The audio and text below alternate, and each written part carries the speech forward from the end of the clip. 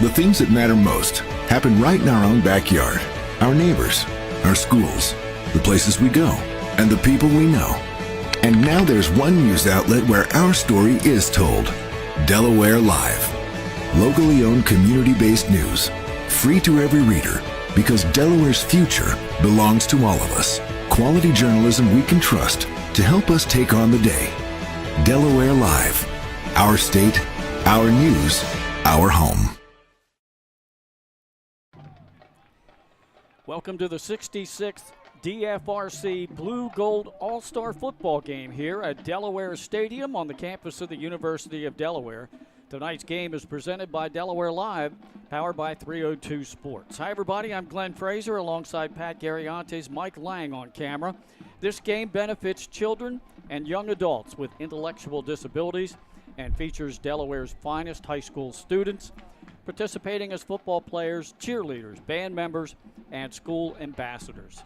The blue team members are recent graduates of high schools north of the Chesapeake and Delaware Canal, with the exception of Red Lion Christian, which joins the rest of the schools south of the ditch, as we call it, on the gold roster. The blue has never trailed in the all-time series, but the gold is gaining. It's now 32 wins for the blue, 30 for the gold with 3 ties.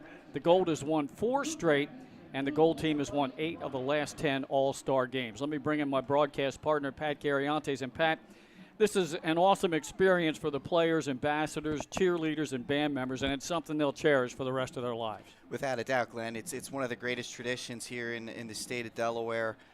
You get to see the finest young football players in the state compete at a high level. And obviously, you know, seeing the buddies, the cheerleaders, the bands, everybody involved in this thing, it really is a special event, you know, to be a part of, and a great tradition here at Raymond Field.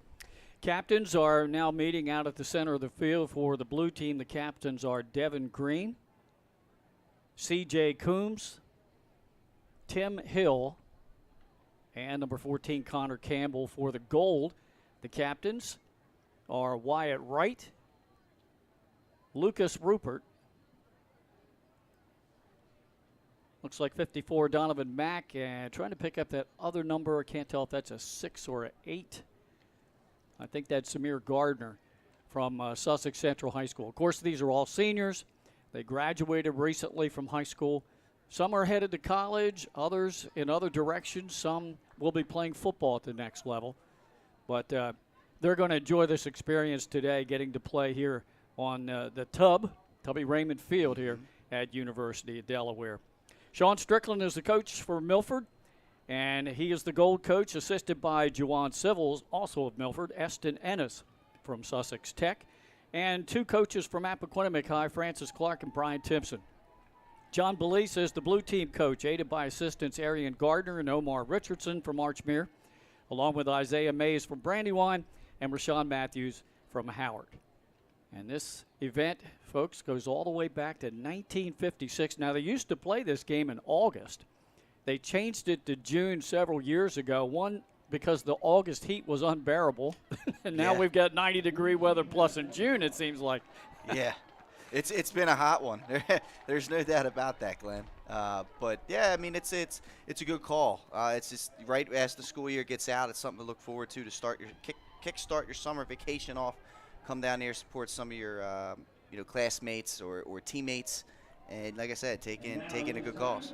Of course, one of the other reasons, and maybe the main reason, not so much the weather, was they made the change to June because a lot of the senior players were going on to college. They had to be in camp in August at their college program, so they couldn't play in the game. So that was a big reason to change it around. Officials for the ball game here this evening: Terry Handy is the referee, Tom Farrow the umpire. The head linesman is Robbie Reed, the line judge Wayne Hurd, side judge Nelson Burbage, field judge Charlie Gibbs, back judge Al Tunnell, field spotter is Jim Ferguson, on the clock Derek Hodge, and the chain crew is Pete Siliberti, Carl Phelps, Dave Frazier, and Tom Ignafo. We're about ready to go. It looks like kicking off for the blue is Jackson Blyie from Brandywine High School, and back deep for the gold, down at the bottom of your screen, is Jalen Morris from Lake Forest, And up top, Zaire Tart from Middletown High School, and he's Mr. Dangerous. Yes, he is. We've seen him do a lot of dangerous things with the Middletown Cavaliers this season. Always a threat, very quick twitch, has breakaway speed. Definitely got to keep an eye on him. All right, here's the opening kickoff, about ready to get underway. The 66th annual DFRC Blue Gold All-Star Game. It's a short pooch kick, high over end, taken by an up back, bounces back up to him outside the 20, and tackled immediately. Forward progress will be about the 22-yard line. We'll see where they spot it. Yeah, that was the return there by Brock Connor or Caesar Rodney, and he was met right away. Couldn't quite see who initiated the contact there for the blue team, but really good kick coverage by the blue to start this one off. And a smart decision, too, to just pooch it high and short and not get any kind of return. Certainly they don't want to kick it to the two dangerous, speedy return men for the goal. Let's see who's going to start at QB for the gold. In the gun, that appears to be Sean Saxon from Milford High. He'll take the snap in the gun, pass in the far flat. Complete. No, it was dropped and incomplete at the 20. Yeah, it was incomplete. The intended target was Jalen Warner from Delaware. It couldn't quite connect on that one, Glenn. Yep, Saxon was the starting quarterback this past season for head coach Sean Strickland. And he did a pretty good job. Honestly, he's got a nice arm. Met in the backfield, slowed the runner down. The ball carrier is Zaire Tart, and he will gain a couple of yards to the 22. It'll be 3rd and 8. Yeah, they're just going to try and force him the football, come up and try and make plays. I tell you what, that was a great play there by C.J. Coombs, the DMA, from the safety spot, coming up and making a play. 2 wideouts to both sides of the field. Now they're going to rotate 3 to the top of your screen, a lone receiver to the bottom. Again, Saxon in the gun. 2-step drop. Looking to the near sideline. Jumping catch is made, but I think he was out of bounds when he came down with his feet. The intended receiver was Jalen Morris, and it'll be 4th down. Great stop there by the blue team. I tell you what, just a game of inches, Glenn. Game of inches. Morris was just unable to get the toe drag in there. Nice idea on the play, but couldn't quite make it happen. Back deep to receive the punt for the blue is Jordan Green of DMA and O.C. Chukwuocha from Wilmington Friends. They're standing at midfield. And Chukwuocha is he is a dangerous player back there. I'm not sure how many folks have had the opportunity to take in a Friends football game, but this young man was all over the field for them all season long. Samir Gardner with a punter for the gold, standing inside his 10-yard line. So early, so when he takes it on a bounce and he gets it off. Nice job. And is fielded at midfield, getting to the outside at the 40 of the gold and inside the 40 to the 38 on the return is number 12, Jordan Green of DMA, and the blue in business. Nice job there by Green. Just took what he could get, right? He ran a straight line, tried to get as forward as he possibly could. Didn't try and get too fancy and dance back there. It's what you want to see from a punt returner, and he was able to get about 10, 12 yards on that return and set up the blue with really good field position here in gold territory. Yeah, they're going to start right at the goal 40-yard line. And they are going to start with quarterback under center. And the quarterback is number 44, who we don't have on our roster. 14. Oh, it's 14. Okay, it's a fumble. Yep. And Connor Campbell picked it up. He recovered his own fumble, but they're going to lose 5 yards back to the 45. Yeah, a little miscommunication came out in the I formation. Devin Green back deep. He's one of the highlights of. He's been a star in Delaware for years. Connor Campbell under center. He's used to doing that at Salesianum for the majority of his career there. And for whatever reason, they couldn't quite get the mesh point. Luckily for him and the blue team, he was able to fall on top. 2nd down and 15 for the blue. Campbell was up under center on 1st down. Now he'll be in the gun. It's a straight T backfield. He's flanked on both sides by running backs. Looks to the near sideline, completes the pass at the 40, 35, and finally tackled at the 30, close to a 1st down. And on the reception, Hollingsworth from Howard. Tell you what, talk about a special athlete. Demir Hollingsworth, both on the football field and on the basketball court, was one of the best all-around athletes in the state of Delaware this year. He was able to get separation. Good throw by Connor Campbell. pick up the first down of this game. Nice tackle made on the play to prevent that from being a touchdown by Javier White of Laurel. This time, I formation. Campbell under center. Pitch out. They're going to run the sweep to the top of your screen. Stiff arms a defender. Gains about 3 yards on the carry was Devin Green of DMA. Like I said, he's one of the more fun players we've got the privilege of seeing the last 3 or 4 years. He really had stepped on the field as a freshman and was contributing for them. Our colleague Nick Alzadrini likes to compare him to a former Jaguar great, Maurice Jones-Drew. He's just a little bowling ball out there. Really quick, really fast. He's tough to bring down. 2nd down and 7 for the Blue at the goal 27-yard line. It's the first drive of the game for the Blue. Again, straight T backfield again. Campbell looks over the line. Now he brings Hollingsworth in motion. Waits for him to set. Takes the snap. Throws it, and I don't think he had a good grip on the football that time. It was underthrown and incomplete, intended for Deuce Residlo. And you know what? It actually didn't end up being the worst thing in the world. It was really good coverage out there by the Gold team, and Residlo had tight press coverage on him. That was Javier White looking to jump that route. So, you know, spiking that one into the ground wasn't exactly the worst thing in the world for the Blue. A couple of teammates from Salesianum on that attempt at a pass completion. Connor and Residlo. 2 wideouts to the top of your screen. Now one sets as a tight end. So 2 receivers, I formation. They turn to give it to the second back through. Green breaks through, gets a first down all the way down to the 15-yard line. Good blocking on the left side. Great blocking up front there by the Blue unit. And I'll tell you what, you can't give Green that much room. He's gonna make you pay. And he did exactly that. Got into the second level, picked up the second first down of this drive for the Blue team. 16 yards and a first down just outside the 10-yard line for the Blue. And over there, that's Isaiah Disameu from Del Castle, as well as number 55, Devon Lum from Hodson on that left side. Empty backfield. Connor runs for his life. He's inside the 10, inside the 5, and hit hard down near the 4. I don't know whether that was a design quarterback draw or not, Pat, but he got good yardage. It wouldn't surprise me, Glenn. He did that a lot for Salesianum this year, where he's able to make plays happen with his feet. He's more than just a thrower. In fact, I would say his feet are probably more of the threat. He can obviously throw, but he's a really good athlete back there. I wouldn't be surprised if that wasn't a designed QB draw, and it turned out great for him. They got a 1st and goal set up because of it. Andre Green on the line from St. E's, along with Mason Heath Alford from Mount Pleasant. You mentioned Andre Green from St. Elizabeth. Again, empty backfield. Running back in motion. They run the sweep, and a goal right there defensively. No gain, maybe a loss of a yard. It's White coming up, and as well as Elijah Alexander from St. George's making the play. That was a nice little zip toss, sweep coming around there, and they played that beautifully. Came up and made the play, and it actually turns out to be a loss of 3.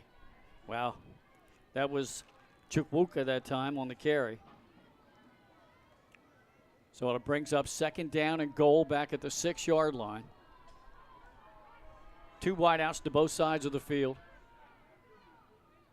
Connor Campbell takes the snap, fakes it to one motion back, gives it right up the middle, and a touchdown. The run in by Keyshawn Drumgo of Caravel Academy, who, by the way, will be going to the University of Delaware in the fall. And this is the field he'll be playing on. Absolutely. Drumgo, a special talent. He's another multi-sport athlete. We saw him absolutely dominate throughout the season for Caravel. Did a little bit of everything for them. Scored a lot of touchdowns, ran for a lot of yardage. And, yeah, he's going to be playing down here at Raymond Field, at least to kick off his collegiate career. He gets the scoring started here in this blue-gold game. Scores with 7:25 to go in the opening quarter. The attempt at the extra point splits the uprights by Jackson Blyie, and we have a timeout on the field with 7:25 to go in the first quarter. The Blues strikes first, and they lead the Gold 7-0 here on Delaware Live, powered by 302 Sports. Your home, your community. It's not just where you live, it's where you belong. At Dover Federal Credit Union, we understand what it means to be local. We started here, and we're not going anywhere. We're as local as it gets, and we like it that way. We're not just a financial institution. We are the local credit union that you can trust. Local people, local decisions. Dover Federal Credit Union. Your home, your community. It's not just where you live. Glenn Fraser alongside Pat Garriantes, and Pat, nothing fancy. They faked the option and just went with a trap play right up the middle. Good blocking by the blue line. Tell you what, and you know what, Glenn, it was on multiple plays there. That blue offensive line really getting after the defensive line of the gold team and allowing their running backs a lot of room to run between Devin Green and on that touchdown run, Keyshawn Drumgo for the first score of this one. Just beautiful offense there by the blue squad. Again, Bly to kick it off. He kicked a short one last time, and they got good kick coverage. This one goes deeper, and it's going to be fielded by Zaire Tart back at the 3-yard line. Look out, Glenn. Jukes a couple of people, but then the blue just swarms him under at the 20-yard line, and that's where the goal will have it to start their second possession, Pat. Just great coverage yet again. That's Tim Hill of Howard, as well as number 2, Alex Brown of Dickinson. Both of those players coming down and laying the wood on the run. Tart tried to make something happen, but that blue team just surrounding them. Good start for the blue on both sides of the foot, all 3 phases of this game so far. Yeah, and they are the underdog today. Saxon from Milford stays in at quarterback for the Gold. He's flanked in the backfield by Reinecker from Sussex Tech. Have trips to the top of your screen. Now it's 2 that one lines up as a tight end. Good defensive pressure coming off the right edge, but a run of about 3 yards by Reinecker. Yeah, and that's a good play there by Devon Lum of Hodson coming up and filling that gap. It was a pretty good hole generated by that Gold offensive front. That allowed him to get about a 2 or 3 yard gain. So not a bad first down play for the Gold team here, who's trying to build some momentum. Second down and a long 7. 2 receivers to the top of your screen, 1 to the bottom. Saxon, 2-step drop, looks far side, completes the pass, but very little yardage. It's Diego Rodriguez on the reception, played his high school ball at Sussex Central. And nice little out route. Minimal yardage, though, on that play. That was Coombs on the coverage out of the safety slot. He was pinned right to him and didn't allow him to get any yards after the catch. Third down and long, 3rd and about 6, so 1 yard gain on the pass completion.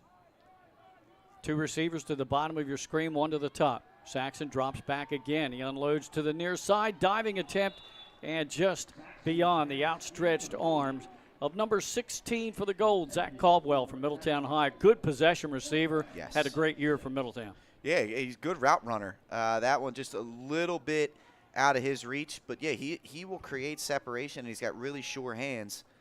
But another quick 3 and out for this Gold team. Just can't quite to get in the rhythm here early in this game. Samir Gardner again back to punt. Last time the Blue got good field position, starting at the Gold 40-yard line. Same 2 players back to receive the punt. Green and Chukwuka, and Green's just let it go and go out of bounds. Wise decision by Zamir Gardner that time. It goes out at the blue 41. Yeah, I like that decision. You're exactly right, Glenn. Don't allow these dangerous return men to continue to build the momentum for this blue team. Let's just get it as deep as we can, and let's give our defense an extra 20 yards here on this possession to see if they can come up with a stop. Gold's defense is already out there ready to go. They're going to see if they can get a stop this time. Last year, close ball game. The Gold won right here, 21-13. The year before that, it was a 2-score Gold win, 38-24. Then a 10-point win in 2018, 24-14, and then the blowout in 2017, 44-0. That's the 4-game win streak for the Gold. Of course, there was no game in 2020. They've had a lot of talent down there for quite some time now. Ooh, oh, look out. Big hit put on quarterback Campbell. He did a little pump fake, and that allowed Copes from Milford to get in there on the sack. That was a heck of a play by Copes, coming off the edge, attacked the back shoulder so the quarterback couldn't slide up or spin out, and he put quite a licking on Connor Campbell, and luckily for Connor, he was able to still possess the football, and it didn't turn into a strip sack. 9-yard loss on the sack. So 2nd down and 19, I formation for the blue. Oh, the fumble to snap. I don't know who got on that. We're I'll going to tell have you to what, wait. that may be gold ball, Glenn. Let's see. That would be the first turnover of the game. It looks like the Blue did end up on top. Campbell just grabbed that one back. Let's see. Wait, I haven't seen a signal. I shouldn't be speaking. Yeah. Yep, they did. So a little miscommunication between center and QB that time. And the first drive for the Blue, very successful, Pat. They drove right down the field, 40 yards, got the score. This drive not starting out as well. This is a tough one, 3rd and 20. Let's see how the Gold defends. It looks like they're just going to play straight up, not back too deep. Campbell rolls near side, sets up, throws the home run ball, looking downfield for Hollingsworth, but he overthrows him by about 5 yards. What an arm by Connor Campbell. Incomplete, brings up 4th down. Hey, typically, that's a good call, right? Because Demir Hollingsworth's got the burners to go catch it, but he just outthrew him just a little bit on that one.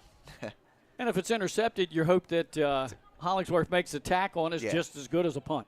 Yeah, exactly. Speaking of punt, the kicker for the Blue, Jackson Bly, is back to punt.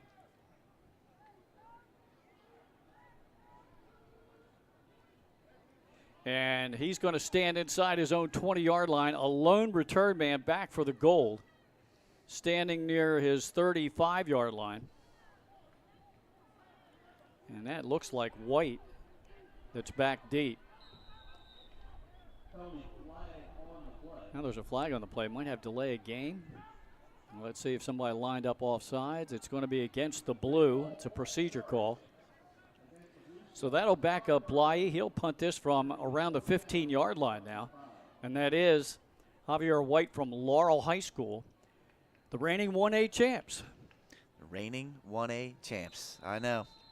My former my alma mater was on the wrong end of the scoreboard that night, but I'm extremely proud of my Vikings. Heck of a year. There's the snap.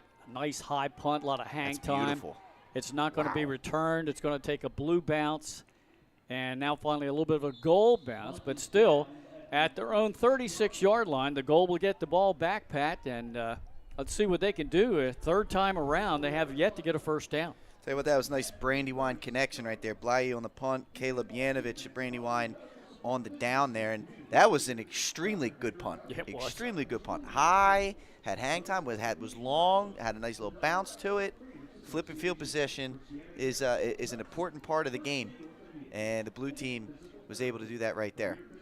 Under 5 minutes to go in this first quarter. 7-0, Blue on top as they scored on their first possession of the game.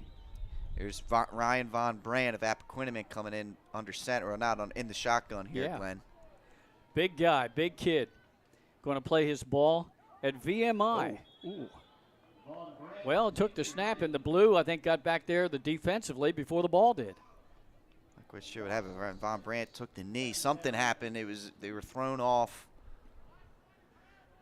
It's going to be a 6-yard loss back at the 30-yard line, so 2nd down and 16. Saw a lot of Von Brandt this past fall. Has a good arm, and he'll run with it, too.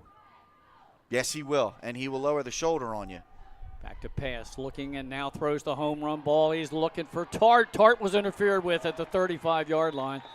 He had to hold up to get the pass, and the defender never turned around. That was an easy call.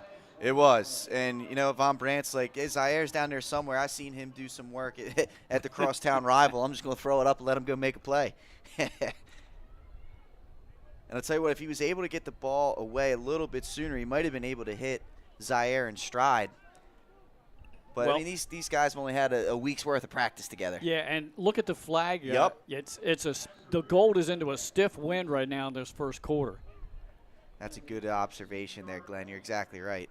That could make a difference of 5 to 10 yards potentially. Penalty yardage stepped off out to the Gold 45-yard line, and a first down. Their first down of the game. They get it via penalty. And now we have 2 receivers to the bottom of your screen, 1 to the top. Von Brandt in the gun. Takes the snap, hands it off, and a shirt tackle is made after about a 2-yard pickup, and that time on the carry was Zamir Gardner from Sussex Central. Hey, Gardner went up the middle, tried to make something happen there. There just wasn't a whole lot of room. It was tough to see. It looked like Actually, Jack Burns of St. Mark's from the safety spot came up and tripped him up. Mm-hmm. A lot of bodies down there, though. 2nd down and 8. Referee talking to the couple of blue defenders. 1st and 10 at the 48-yard line. Von Brandt with plenty of time throws it over the head of his intended receiver along the far sideline. It was intended for Devin DeMoe from Smyrna High. And DeMoe's another one. Tremendous athlete. Can go get the ball. Can go run it down. Can hurdle you, as we saw in the playoff game. That one just a little bit too high. Yeah. 3:37 to go in the opening quarter. He's the high jump champion, too, if I'm not mistaken. Yeah, I think you're right. And his mother follows us on Twitter. Yes. She makes some nice comments all the time, Stephanie DeMoe. Man in motion is Tart. They give it, coming back, a misdirection play and almost getting the first down into blue territory just inside the 45. That's going to be 2nd and short for the Gold. And that's Gardner again. Good trap blocking on the left side. Yeah, great trap block. And Gardner got upfield and just got north and south. Didn't try and dance too much. That's just good football right there. And I'll tell you what, if O.C. Chukwuocha doesn't come up and make a tackle, he may still be running. That's a good misdirection. We'll go back to the basic wing T for that one. Mm-hmm. Short yardage situation. Gardner tried to get it, but he's shy. He will not make it. Hey, no gain. Good luck, right? That defense was swarming as Devon Lum and Mason McCluskey coming up and making the play. And so now let's see what they do, Glenn. 4th down, about maybe 1.5 yards. Ball resting just inside the blue 45-yard line. Clock running as we're approaching 2.5 minutes in the opening quarter with the blue on top.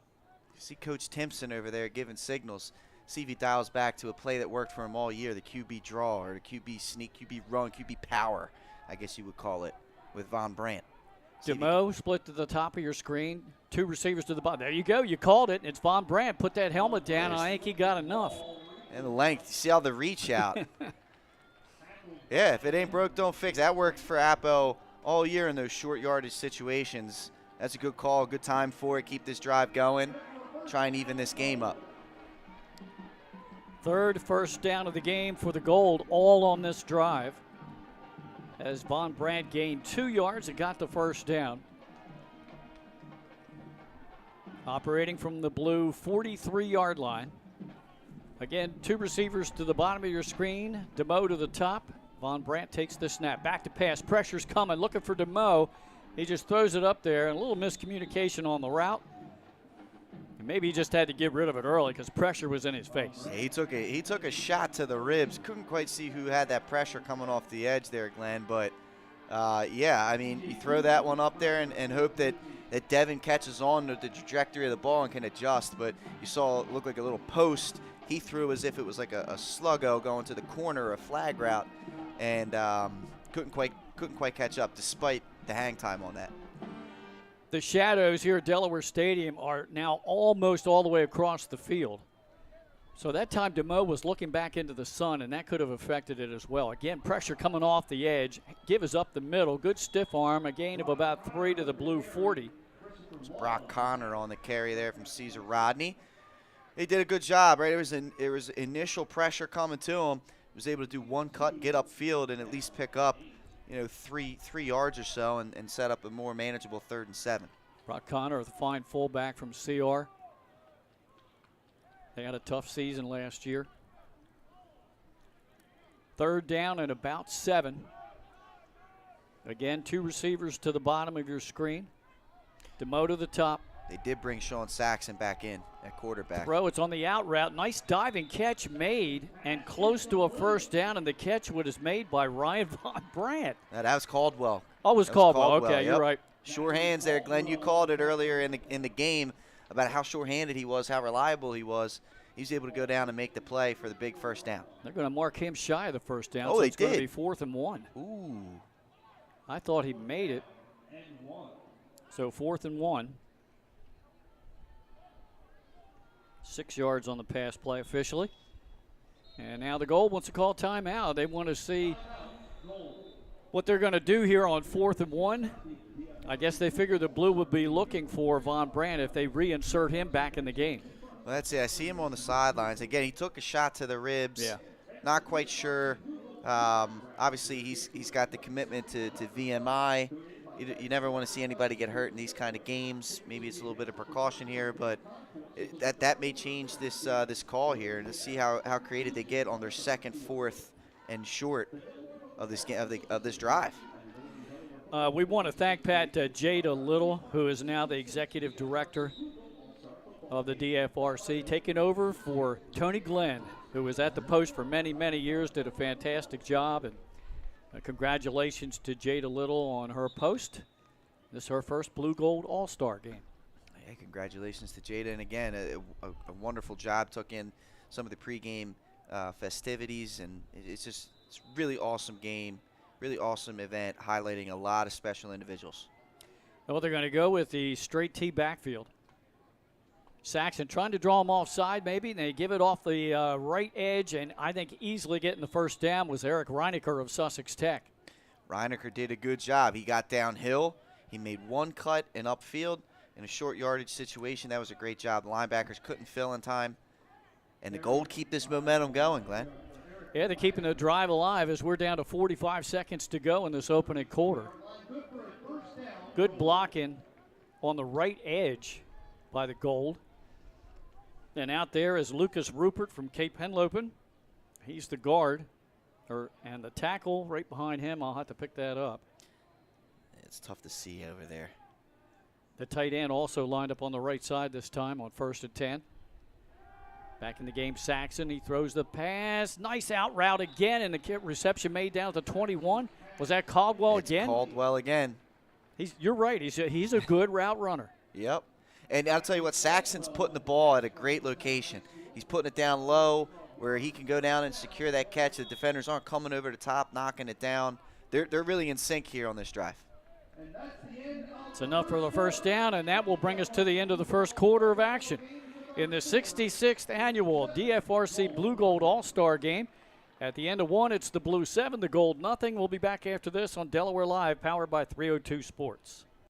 Ferris Home Improvements did our roof, all of our siding, including our shed, and also the windows on the house. They did an outstanding job. Our house is warmer. It's insulated better. Our utility bills are down. Our quality of life inside the house is better. We got what we paid for. Ferris was right on top of everything from the beginning. The project managers communicated every single day that they were on the job, whether it was the roofers or whether it was the siding or the window people. All the guys that worked there were great. The girls on the phone, everybody that we talked to, they've been great to work with. I would recommend them to anybody. They take what they do personal, which is very nice. And it showed in the work that they did, the communication that they have, because they did a good job. And they did a good job for a good price. We couldn't have asked for anything better. Welcome to Premier Physical Therapy and Sports Performance. We're a locally owned outpatient physical therapy practice with convenient locations in all 3 counties in Delaware. At Premier, we have experienced physical therapists with advanced credentials, but their hospitality, passion, and enthusiasm is what makes the difference for you. Find our convenient locations at premierptsp.com. You may have tried physical therapy, But have you tried Premier? Welcome to Premier. Here at Tubby Raymond Field at Delaware Stadium, Glenn Fraser alongside Pat Gariantes, Mike Lang on camera. 1 quarter in the books. The Blues scored on their first drive of the game, and that's where we stand 7-0. Gold on the move, though. Von Brandt back in, Glenn. So that's a good sign for the Gold team. Although, I'll tell you what, Sean Saxon came in, completed 2 great passes, and he did a really good job. And you know what else happened? They reset the clock to 8 seconds. We did not go to the end of the first quarter because the Gold's still moving from our right to our left. Interesting.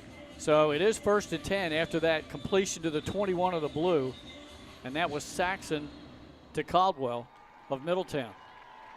Oh, and you see that the cheerleaders finished the routine. Great job by the Gold cheerleaders there. Oh, they were told it was the end of the quarter. Yeah, so well, we're finishing our routine, gentlemen. Yeah. You're going to have to wait. It caught us all by surprise. The PA announcer was saying end of the quarter. We had it. The clock went to double zeros. But I guess what happened was, obviously, when Caldwell caught the pass and hit the dirt, that's, End of the play, time. Okay. Von Brandt, tight formation. Looking left, throws left, and over the head of the intended receiver with 1 second left to go in the quarter. And it'll be 2nd and 10. Yeah, Von Brandt a little bit high on his throws. He was looking for Jalen Morris out of Lake Forest there. That's the second throw. He couldn't quite make the connection on. A little bit too high. And are we going to have an untimed down? Looks like we're going to have the one untimed down here, Glenn. Well, The scoreboard, our scoreboard has second quarter, 12 minutes. Obviously, we're telling you guys the actual situation. Just ignore that for now. Just give us another maybe 90 seconds, and that'll be accurate. Referee Terry Handy held up at one finger. Now there's a throw wide open, but over the head of Zaire Tart, incomplete, and that will bring us to the end of the first quarter of action. Once again, it's the Blue 7, the Gold nothing. When we come back, Gold will be still at the 21, and it will be 3rd and 10 when we come back after this. Hi, I'm Scott Kammerer from Sodell Concepts. Today we're at Thompson Island Brewing Company in Rehoboth Beach, Delaware. Come check us out. Located in the Rehoboth Gateway next to Blue Coast Rehoboth, Thompson Island will follow the Sodell tradition of serving beautiful, simple food that will pair perfectly with our fresh homemade beer. Thompson Island is a perfect place to have dinner with your family, enjoy happy hour with friends at the bar, or spend a day in the beer garden playing bocce ball and ping pong. Thompson Island Brewing Company in Rehoboth Beach, Delaware, open 7 days a week. See you soon. Hi, I'm Scott Kammerer from Sodell Concepts. Today we're at Thompson Island Brewing Company in Rehoboth Beach, Delaware. Come check us out. Located in the Rehoboth Gateway next to Blue Coast Rehoboth, Thompson Island will follow the Sodell tradition of serving beautiful, simple food that will pair perfectly with our fresh homemade beer. Thompson Island is a perfect place to have dinner with your family, enjoy happy hour with friends at the bar, or spend a day in the beer garden playing bocce ball and ping pong. Thompson Island Brewing Company in Rehoboth Beach, Delaware, open 7 days a week. See you soon. Now we're back here just about ready to start the second quarter. Let's run down the cheerleaders for you today. We'll start with the blue cheerleaders. We have Adriana Barber from Brandywine, Cassidy Blum from St. Mark's, Lillian Cook from DMA, Tamia Howard from St. E's, and Sanaya Hardy from St. E's.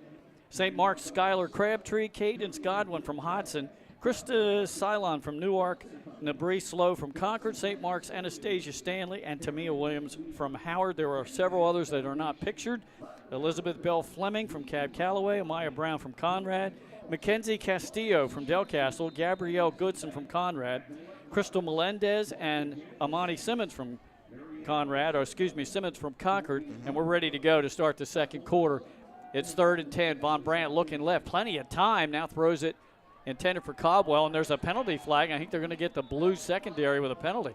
Interesting. That ball looked like it was a little bit over the head, but yeah, I believe that the last cheerleader there was Janae Washam from William Penn, Glenn. Okay. Yeah, and Alyssa Miller-Corbett from St. E's. The cheerleading coaches for the blue, Caroline Stewart, Tara Fallers, Rachel Nowakin, and Carly Mushler, and we'll get the gold cheerleaders for you a little bit later. Absolutely. Congratulations to those young ladies. Already seen the gold routine during the fake intermission first quarter. I'm sure we'll see the blues here soon. During the course of our broadcast, we'll also announce the band members for you and the ambassadors. Yep. All involved very heavily in this event. It looks like they're going to give them a first down, Glenn. It was right at the 11. Okay. It looks like they're going to get the benefit of the doubt with a first down and 10 at the 11. All right, so another first down for the gold. 2 first downs on this drive via penalties. This is a great answer by this gold team. They came out, they were perhaps a little jitters the first 2 drives. The blue came right down the field, pushed it right down their mouth, took advantage of the short field, and now they can tie this game up if they can close this drive off. Von Brandt looking to throw again, center of the field. Good defensive hands. It was intended for Caldwell, but it looked like number 22 busted that up. That would be Caleb Yanovich from Brandywine. Was it 22 or was it Green from DMA? Green was out there, number 12. That's at the who it corner was. spot. Yeah, I saw a tube, and that's who it was. It was Alex Brown, the safety, is who you saw from Dickinson, that came on the help on the inside of there. Okay. Made that a tougher pass. I think Von Brandt threw a no-look pass on that, too. It was a good throw, just better coverage. He's yet to connect. He's 0 for 5, looking for his first completion. Second down and 10. Reinecker gets it this time, bounces it outside, but right there to tackle him is Keyshawn Drumgo. Yeah, Drumgo, great job keeping the edge. Andre Green to St. Elizabeth, number 58, coming over to finish it off. Nice tag team effort there by those two. Actually, no, that was number 55. We've called his name out a lot. Devon Lum came over to finish that one up. From Hodson Votech. 2 yards that time for Reinecker, so it brings up 3rd and 8. Ball just inside the blue 10-yard line. Looks like they're going to go with trips to the bottom of your screen, Caldwell to the top.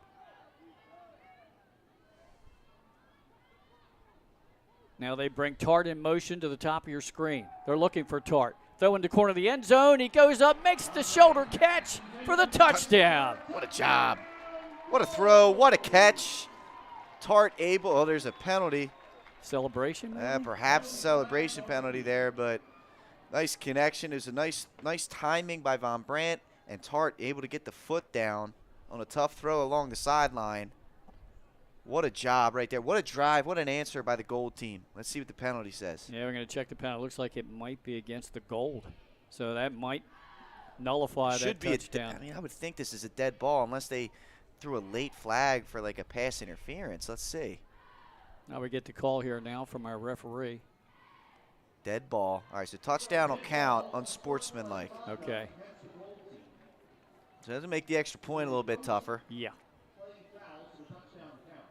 So the touchdown's good. That makes it 7-6. And that was the first completion for Von Brandt. It goes for 9 yards and a score to his cross-district opponent from the year, Zaire Tart. You know what? I think they're going to – the Blues decided they're going to assess this on the kickoff. Smart decision. Smart decision. So the kicker for the Gold is Dalton Hignett from Seaford High School. Caldwell's the holder. Sure hands at the holder position right there. You got that right. Yeah, I got a special place in my heart for the placeholders. Trying to tie this game up. Kick on the way is the distance, and it's good. Splits the upright. So with 10:41 to go in the first half, we're all tied up at 7-7 here in the Blue Gold All-Star Game. We'll be back right after this on Delaware Live, powered by 302 Sports. Hi, I'm Scott Kammerer from Soto Concepts. Today we're at Lupo Italian Kitchen in downtown Rehoboth Beach. Come check us out. Located inside the Hotel Rehoboth, Lupo serves coastal Italian cuisine with fresh pasta made in-house daily. Lupo features plenty of unique craft cocktails and an extensive award-winning all-Italian wine list. Popular dishes include lobster bucatini, veal meatballs, grilled swordfish, and eggplant parmesan. Lupo Italian Kitchen on Rehoboth Avenue, serving happy hour daily and dinner 7 days a week. See you soon. First half, we want to mention the very, very great Board of Trustees for the DFRC, led by President Martha McDonough. Vice President is Melissa Brady, Secretary Adam Webster, Treasurer John McCarthy, and the rest of the Board of Trustees: Ruth Banta, Harry Bagier, Bruce DiNardo, Tony Glenn, Jill Green, Ann Haggerty, Kevin Jacobs, William Kelly, Mary Lenoff, Gary Messinger, Nina Papoulis, and Lynn Sklar, and once again, Jada Little, the executive director. They do a great job, and they have a host of volunteers to help them put on this event as well. It's a tremendous event, and that committee does a great job of organizing this, being able to bring all the greatness together and keep things on time, keep things moving, and keep things just impressive. As we said, this is one of the greatest traditions in the state of Delaware, Glenn. Every year it's a privilege, it's an honor, and it's a joy to take this in. Jonathan Wiltshire will kick off. Middletown High, left footer. And he boots it down inside the 20-yard line, straight up the middle, now bouncing it to the outside with room at midfield. Penalty flag is thrown. Jordan Green is going to go the distance for what would be about an 80-yard touchdown, but I think it's going to come back. They're going to get Hollingsworth. Now, I couldn't tell if this was a block in the back or a hold. Let's see what they call. Nonetheless, great job there by Jordan Green on the return. Great job by special teams, too, by the Blue. But it's a hold. It's a hold, yeah. And the flag was down at the Blue 47-yard line. So it's going to march them back just inside the 35 to start the drive in a tie ball game. Yeah, it keeps things interesting. Couldn't quite see. Obviously, Hollingsworth was out here. He was engaged with who he was blocking. Perhaps he got a little bit outside the shoulder pads, got a little bit too much of the jersey. But new life here for the Gold. After they answered, that would have been a quick counter punch to take. Yeah, what a momentum swing that would have been. So the ball will be at the 37-yard line. Deuce Residlo, a wide out, split to the top of your screen.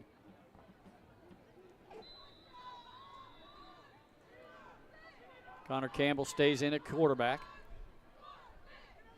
Hollingsworth in motion to the top of your screen, so 2 wideouts up there. The handoff goes to the right. Good tackle on the carry was Devin Green. That was Alexander on the tackle for St. George's, Glenn. He's an impressive athlete. Good size, good length, and he plays with aggression. It's actually a loss of a yard on the play. Good reaction by the defense. 2nd down and 11. About 10 minutes to go here in this first half. Again, the Deuce is the wide out to the top of your screen. Under center this time. Give right up the middle, and again it's Green and a good tackle.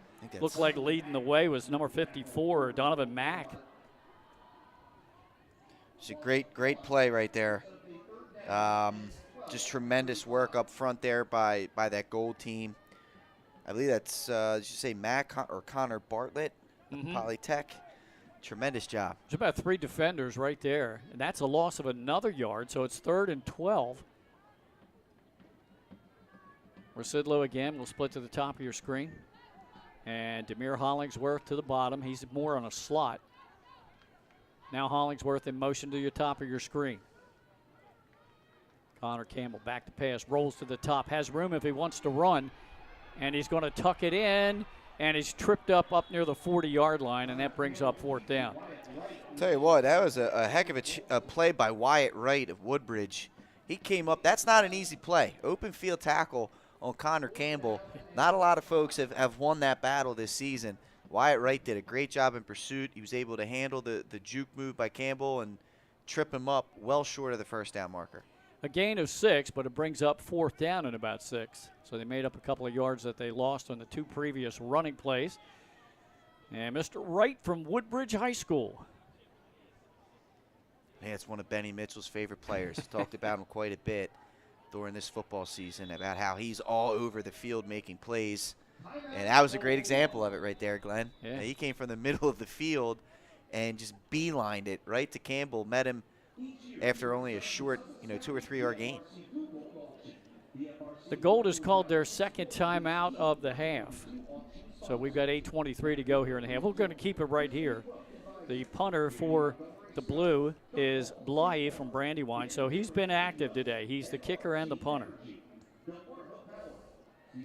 And doing the punting for the Gold so far has been Zamir Gardner from Sussex Central. Yeah, and Gardner's done a good job, for sure. While we have the timeout, let's go down the Gold cheerleaders. Caitlin Alexander from CR, Ariana Baez from St. George's, Del Mar's Aaliyah Bailey Fields, Alexis Bento from Smyrna, Polytech's Kennedy Bigsby, Mackenzie Boyles from Polytech, St. George's Helena Owen, Etiona Martin from Middletown. I should have got pronunciation, got on the cheerleaders. Madison Laster from Apo, Del Mar's Kayla Gaines. We're ready to go with action. We'll get the rest of the cheerleaders for the Gold squad a little bit later on. There's the snap. Blythe's punt is blocked. It's blocked. The Gold is going to recover it. No! He fumbles it into the end zone, and the Blue is going to fall on it for a safety. Let's see. Who got it? Who's going to win the battle here, Glenn? They're going to call touchdown. Oh, what a play. Somebody for the Gold really hustled down there. It's number 20. That's Wyatt Wright. That's 33, Wyatt Wright. Yep. And it was Connor Bartlett on the block, Glenn, number 54, right up the gut. Was able to secure the block with ease. Elijah Alexander went to go chase it down, but the Fumblerooski got him. It falls right into the end zone, and Wyatt Wright somehow falls on that ball. The Blue didn't know what to do. They didn't know if they should have picked it up or if they should have fell on it. It ends up 6 points instead of 2. How about that? What a change of momentum in the ball game. Well, there should be the same kicker coming in from Seaford. Yeah, it is. Dalton Hignett with Caldwell the holder. And let's see who the long snapper is. Just coming in to your, now I can't quite pick up the number, 60-something. We'll try to get it and give him some credit. Caldwell is ready. Hignett's ready. Good snap from the center. Kick is up. Oh, it hits the right upright and bounces away. No good. The long snapper on that was Jack Williamson of Indian River. Okay, kick failed.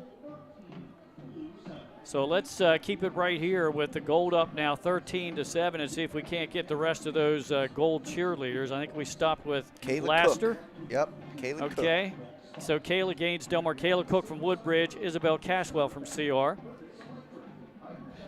Henny Ian, I don't know. I'm giving it my best shot. Hanayan, yeah, from Dover. Kelsey Pant from Lake. Antonio Polk from Woodbridge. Zoe Presley from Smyrna. Sussex Tech's Jalen Shepard. Emily Smolka from Smyrna. Emma Swift, St. George's, also from St. George's. Jada Tarvin in Mockparia. Nakajay Tichy from CR. Ashland Toppin Laurel. Jana Zerad from Cesar Rodney. And the Gold cheer coaches are Tori Hibbert, Kennedy Graham, and the head coach, Katie Hoffecker. Not pictured, so here we have some more Gold cheerleaders. Kayla Gaines from Delmar, Margaret McClements from Woodbridge, Eliana, take a shot at that one, Okalagan from Middletown, Layla Gilliam from Smyrna, Faith Hudson from Sussex Tech, and Ashland Toppin from Laurel. So we got both cheerleading squads announced for you. I probably butchered half the names. Glenn, you did. I think you did. You did. Man, a great job there. They're tougher than usually the football players are tough.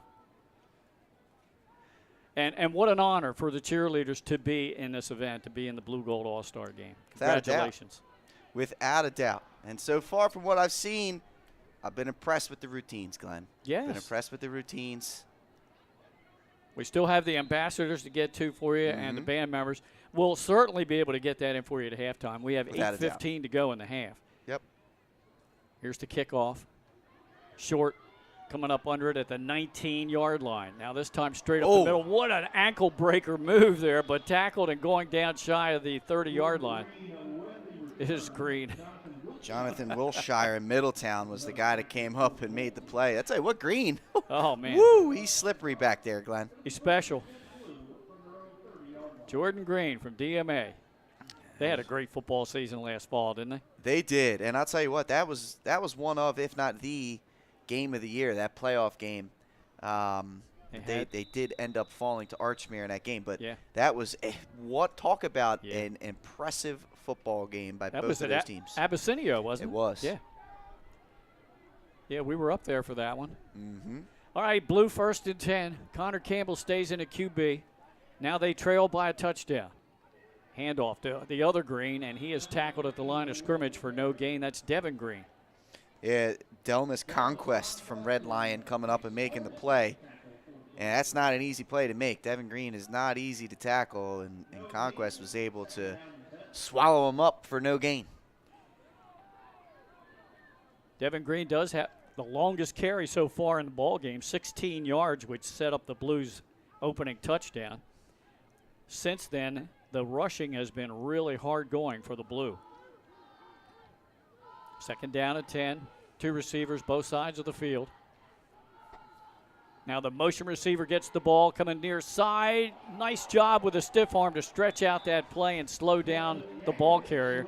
And carrying the ball for the Blue was Chukwuka. I think that was Caleb Yanowitz, actually. It was 22, Glenn. Oh, was it 22? Looked very similar, though.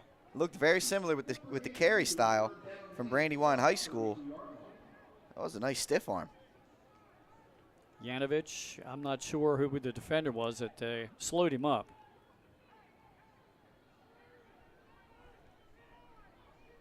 I believe that was number 17, Nate Waite of Cesar Rodney, Glenn. 2-yard gain on that sweep. 3rd down and 8. Trips to the near side, a lone receiver to the top of your screen. Fake the handoff. Campbell looked like he was going to run with it, and he just throws it into the center of the field. No blue receiver was around. This will be interesting. They threw the flag here, Glenn. Are you going to get an intentional grounding? I'm not quite convinced he wasn't trying to hit O.C. Chukwuocha on that, and they called an illegal defense maybe. Oh. Well, we do have some unique defensive rules for the game, and if you get a chance, I'll get you to run down. They have to play a 3-4 alignment, but there are some other defensive rules special for this game. Absolutely, Glenn. Yeah, you got to play an odd defense. 3-4 must be used at all times. Not quite sure which of the 6 rules they may have. Not followed. Corners have to be 3 yards off. The linebackers have to be 3 yards off. Obviously, you cannot blitz. Perhaps it was the linebackers maybe too close to the line of scrimmage. Yeah, it was only a 5-yard penalty, Pat. Yeah, not quite sure. So now they finally moved the down marker. It's 3rd down and about 3, maybe 2. Chukwuka goes in motion. He sets. Campbell, it's a quarterback draw, and he is snowed under. He is going to lose back to the 36-yard line, a loss of a couple. Connor Bartlett again making the play, as well as James Kilby, number 77 from Dover. There's just no room to run for Connor Campbell. And I'll tell you what, Glenn, momentum has officially shifted in this game. It sure has. That block punt, right now the difference in the ball game here in the first half was 6:35 to go. 13-7, Gold on top. And now 4th down. Blythe back to punt. Standing at his own 40-yard line is Javier White. There's the snap. Good punt. A lot of distance. It backs White up. He's going to field it cleanly. Shakes one defender. Ooh. At the 25. He's up to the 35 and tackle from behind up near the 39-yard line. Good move. What a job there by White. You know, he was an electrifying player for Laura all season long. He was also electrifying on the basketball court. And right there, that, first of all, and I say it a lot of times in our streams, it's a lost art, Glenn, fielding punts. Yeah. Not a whole lot of guys are doing it anymore and doing it successfully, especially in that situation where it's a high punt, it's kind of short, and you got the defense bearing down on you. The anxiety of that situation usually just leads teams to either fair catch or move away from the ball. He didn't. He was not afraid of the moment, caught it, and actually made a great play. You're exactly right, Pat. I bet I can count on both hands how many returns of a punt I've seen all season long last fall. Yeah. Von Brandt at quarterback. Good blocking right at the point of contact, and about a 6-yard, 7-yard pickup right up the gut. And on the carry was Gardner from Sussex Central. It's just a really good job, like you said, up the middle by that group up front, led by Jack Williamson of Indian River. I also saw out there lead blocking Lupus Rupert from Cape Henlopen. That interior line really getting after it. That was a 7-yard pickup on 1st down by Gardner, so now it's 2nd down and 3. Tart in motion to the top of your screen. And they feed it again to Gardner. This time met right at the line and spun around. He might have gotten a yard. Wakeel Frazier of Howard, number 54, made the play right there. Nice job of getting off his block and not allowing Gardner to get any momentum. So it's going to be 3rd down and a long yard to go here for the Gold. They need to get to their own 49-yard line as we're almost down to 5 minutes left in this first half. Devin DeMoe splits to the bottom of your screen. Lone receiver to the top. Tart is in a slot to the bottom.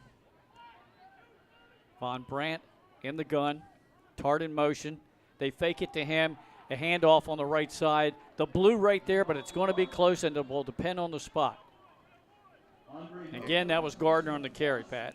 Andre Matas of Brandywine. Mason McCluskey of DMA making that tackle. It looks like, Glenn, they're going to give him the spot and a 1st down. So again, give it almost 2 yards on that carry. Yeah. The Gold carrying the momentum right here for the majority of the first half after a really good start by the blue team. What an answer here by the Gold. They've really settled in, Glenn, on both sides, on all 3 phases of the game, honestly. Now, Gold only has 1 timeout left, 4.5 minutes to go in the half. Can they get another score, or will the Blues stop them? There's a little out route to Devin DeMoe. tackled by 3 defenders. He's going to gain to about the 48-yard line of the Blue, a gain of only about 4. Tim Hill on the coverage and the tackle there, number 8, as well as Kevin DiGregorio of Archmere coming out there to finish it up. But really nice job by Von Brandt and DeMoe. DeMoe, obviously one of the top receivers in the state of Delaware, and Von Brandt put it right on him. Good hands catch. Yeah. And that's a good first down play, 4 yards. A couple of All-Staters on that play. DiGregorio from Archmere and Devin DeMoe from Smyrna. Both of them had outstanding careers. Again in the gun. You could probably hear the snap of Von Brandt. Has time, now throws it deep center of the field. A leaping catch is made down at the 25, and that's Zaire Tart. Great job. I'll tell you what, good job by Ryan Von Brandt letting the defense set. He was reading it, waiting for something to open up, and he threw that right over the outstretched hands of the defender right to Tart. That goes for 23 yards and a first down, and that's the longest play of the game. What would have been the longest play of the game would have been that punt return, but now Blues called a timeout. And we'll keep it right here. They have two remaining. They've only used the first timeout right there. Yeah, Glenn. Your impression so far, yeah? It has, and we alluded to the defensive rules. Here we go. This is the official rule book. Just to clarify for those at home here, the defensive alignments are limited to the following only. A 5-yard penalty for illegal procedure will be assessed against the team, which we saw earlier. So as we said, needs to be a 3-4 defense. The set positions. Nose guard has to be on the line of scrimmage in the down position and on any part of the offensive center or middle man of the offensive line if they go unbalanced. Tackles have to be on the line of scrimmage, same kind of situation. They got to be across from the offensive tackles or the second man out from the middle of the offensive line. Outside linebackers can be in an up or down position anywhere outside of the offensive tackle. If they rush the quarterback, they must rush off the outside and may not stunt. Inside linebackers, as we said, 3 yards off the ball. They may go to their side, but they cannot blitz. And then there's 2 more we'll get to after this play. Okay, 1st and 10 after the pass completion. Now we have a penalty flag. Before the play really gets underway, why don't you go ahead and hit those other 2 rules, Pat? Cornerbacks must be at least 3 yards deep from three deep from the linebacker on his side, and the safeties must be 5 yards deep off the line of scrimmage. Number 6, any form of stacking lineman or linebacker is prohibited. All right, it was a procedure call. The penalty against the Gold, that'll back them up 5 yards, back out to the Blue 34-yard line, so it'll be 1st down and 15 with 3:29 to go in the half. Gold already on top, 13-7, as they've scored 13 unanswered points. DeMoe from Smyrna split to the near side. Caldwell to the top of your screen. Tart in a slot to the top. And now he comes in motion to the bottom. They fake the handoff. Von Brandt takes it himself. Helmet comes off, but he dives for the first down. And he dives to get the penalty yardage back, and he will get all of it back. Wow. You've seen him do that a couple times this season. Like I said, this young man is fearless with the football in his hands. And I'll tell you what, VMI is getting themselves a heck of an athlete. He was not afraid of contact. The old stereotype is quarterbacks don't like to be hit, right? They don't like contact. No, not Ryan Von Brandt. He welcomes it with his 6'7", 220-pound body. Now, he has to go off one play at least because the helmet came off. Yeah. So Saxon is back in at quarterback. It's 2nd down and 10. Ball back at the Blue 25-yard line. And I'll tell you what, after a rough start, Saxon, when he came in for Von Brandt on that drive earlier in the half, he did a good job. Yep, back to pass. He's going to scramble to the far side, sets up, throws down to the corner of the end zone. Looked like a little bit of pushing down there, no flag, and incomplete. There was perhaps a little. That was Jack Burns of St. Mark's. And he did the no incomplete sign. Incomplete on that. I had that coverage. Yeah. Diego Rodriguez was the intended receiver. Brings up 3rd down and 10, and we'll stop the clock with 2:20 to go in the half. And you mentioned Saxon coming along. About Von Brandt, he had the first 5 passes of the game were incomplete, and then he's hit 3 straight. Yeah, he's done a good job. He's done a good job. I'll tell you what, Jack Burns, just to go back to that for a second, he's been watching a lot of DB video, a lot of DB content, because nowadays that's all you see. If the pass is incomplete, whether it's because they knocked it away or not, they're throwing that up there. Yeah. Love that from Jack. Now, you got to wait. You can't be premature on that hand waving because you got to wait, make sure no yellow penalty, laundry is on the turf. Saxon, screen pass to Zaire Tart. He's going to try to get around the top of your screen. Nope, the blue defense right there. There will be no gain on the screen pass. And I'll tell you what, despite Andre Matzis of Brandywine making the tackle, the play was made by Nick Duncan of the Charter School of Wilmington, number 4. He came up in an open field situation and at least stopped the stride of Zaire Tart, which allowed Matzis to come and push him out of bounds. So while he may not get the tackle in the scorebook, he made the play. Shout out to Coach John Hedrick, defense coordinator over there at Charter School of Wilmington. He was a former coach of mine. I also coached with him at St. Elizabeth. Teaching his guy right out there. Yeah, and as you mentioned earlier, Brian Timpson, the head coach at Apo High, one of the assistants for Sean Strickland, is calling out the offensive plays. Let's see what he comes up with here on 4th down, about 11. Saxon back to pass, looked left. Now he looks right, looking for Devin DeMoe, and he tripped and fell. Oh, they're going to throw a flag. And I think he just tripped on his own. That was a tough one, man. They're going to get Tim Hill on this. And Tim's like, oh, man, he tripped. They're getting together. The 2 officials are getting together down there in the end zone. They might wave this one off. It's a big call. It is a big call. It's an automatic first down on a 4th down play. Let's see. Let's see. They pick up the flag. I think they're going to make. I think they're going to make the call here. Let's see what they do. Now they're talking to their head referee. That's Terry Handy. No flag. They're going to there wave you it go, off. man. Yeah, and I think that's a good call, and it's a good job by the officials to get together and talk about it. Yeah, if the feet get tangled up, that shouldn't be a disadvantage to the defender. They shouldn't be called for that if the feet get tangled up. Now, if the hands are pushing, that's when you can uphold that one. But tough play nonetheless. Tell you what, it was a great ball by Saxon, and if DeMoe does not trip, he's got a really good chance to bring that in. All right, so it goes down as an incomplete pass. The Blue will have 1:33 to try to tie the game up. Trailing 13-7, they have 2 timeouts remaining. Connor Campbell will stay in at quarterback. In at running back is Devin Green, who's doing most of the ball carrying. Drumgoes had 1 carry. Connor, a little slant pattern across the middle. That's Chukwuka. He pays for it, and he almost gets a first down. It'll depend on the spot. He does pay for it, but I think he's going to be really close, if not getting the first down. That was a heck of a tackle there by Dwayne Ratcliffe of Smyrna, number 19.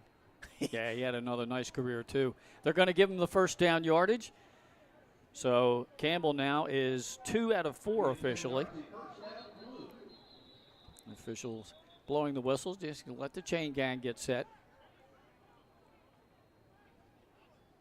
Clock showing 1:25 to go here in this first half. And starting to get a little more comfortable here weather-wise at Delaware Stadium, as again the shadows have completely covered from the south end zone or the locker room area all the way up to about the 40-yard line to our left or the north. Yeah, Glenn, it was a hot one today. But rumor has it, though, you're going to be in the 70s tomorrow. Yeah, how about that? That's good for my golf game. That's right. Campbell scrambles, throws the long ball, looking downfield, and the catch is made by Green at the 20-yard line. What a ball. What a catch. Campbell to Jordan Green. That might make our top 10. That might. I'll tell you what, Jordan Green's had himself quite the first half. It got called up. Oh, wait a minute. Coming back. Or timeout. There's a timeout. I think is what it is. I was going to say, but I was like, oh, boy, maybe we shouldn't be getting excited. But what a job there. And it's like Campbell with the arm strength to get it out there. Jordan Green running under it. And he's, like I said, he's had a really good first half here. Making plays in the return game, although one of them had a touchdown called back. And then right there, able to go make a play on the football and set up his team with a chance to at least tie this game going into halftime. Was that Nate Wade defending? I thought it was 17. Let's check and see who's in there, because that was a touchdown-saving tackle he made, too. He That might have was. got beat a little bit by Green, but he came back and made the stop. And I think it was him that saved a touchdown momentarily. The Blue knocking on the door, though, trying to get the tying points at the goal 20, 1:14 to go in the half. And they have one timeout left, even though the scoreboard's showing two.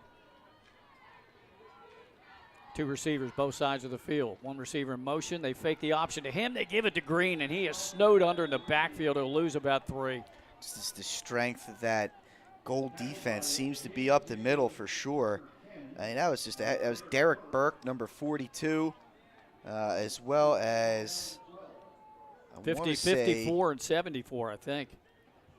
Campbell back to throw, throws the corner route, and it's caught but way out of bounds. It's the right guy to throw to, Mr. Hollingsworth. He can make spectacular catches. There's no doubt about it. We call him Nationwide. He covers Excuse everybody. me, Allstate. Allstate, Okay. Good hands with Allstate. That's right. Had the wrong insurance company. 74 on that last play, Glenn, you had mentioned him, J.J. Parker Cannon from Laurel. So him and Burke made that big tackle for loss. Stops the clock, the incompletion does, with 48 seconds to go in the half. Gold up 13-7. It's 3rd down and 13 for the Blue. Hollingsworth is the wide out to the top of your screen. Green to the bottom, and now we've got a whistle. I think we're going to get another timeout. Let's see. There's a stoppage. Stoppage up front. I'm not sure what this is.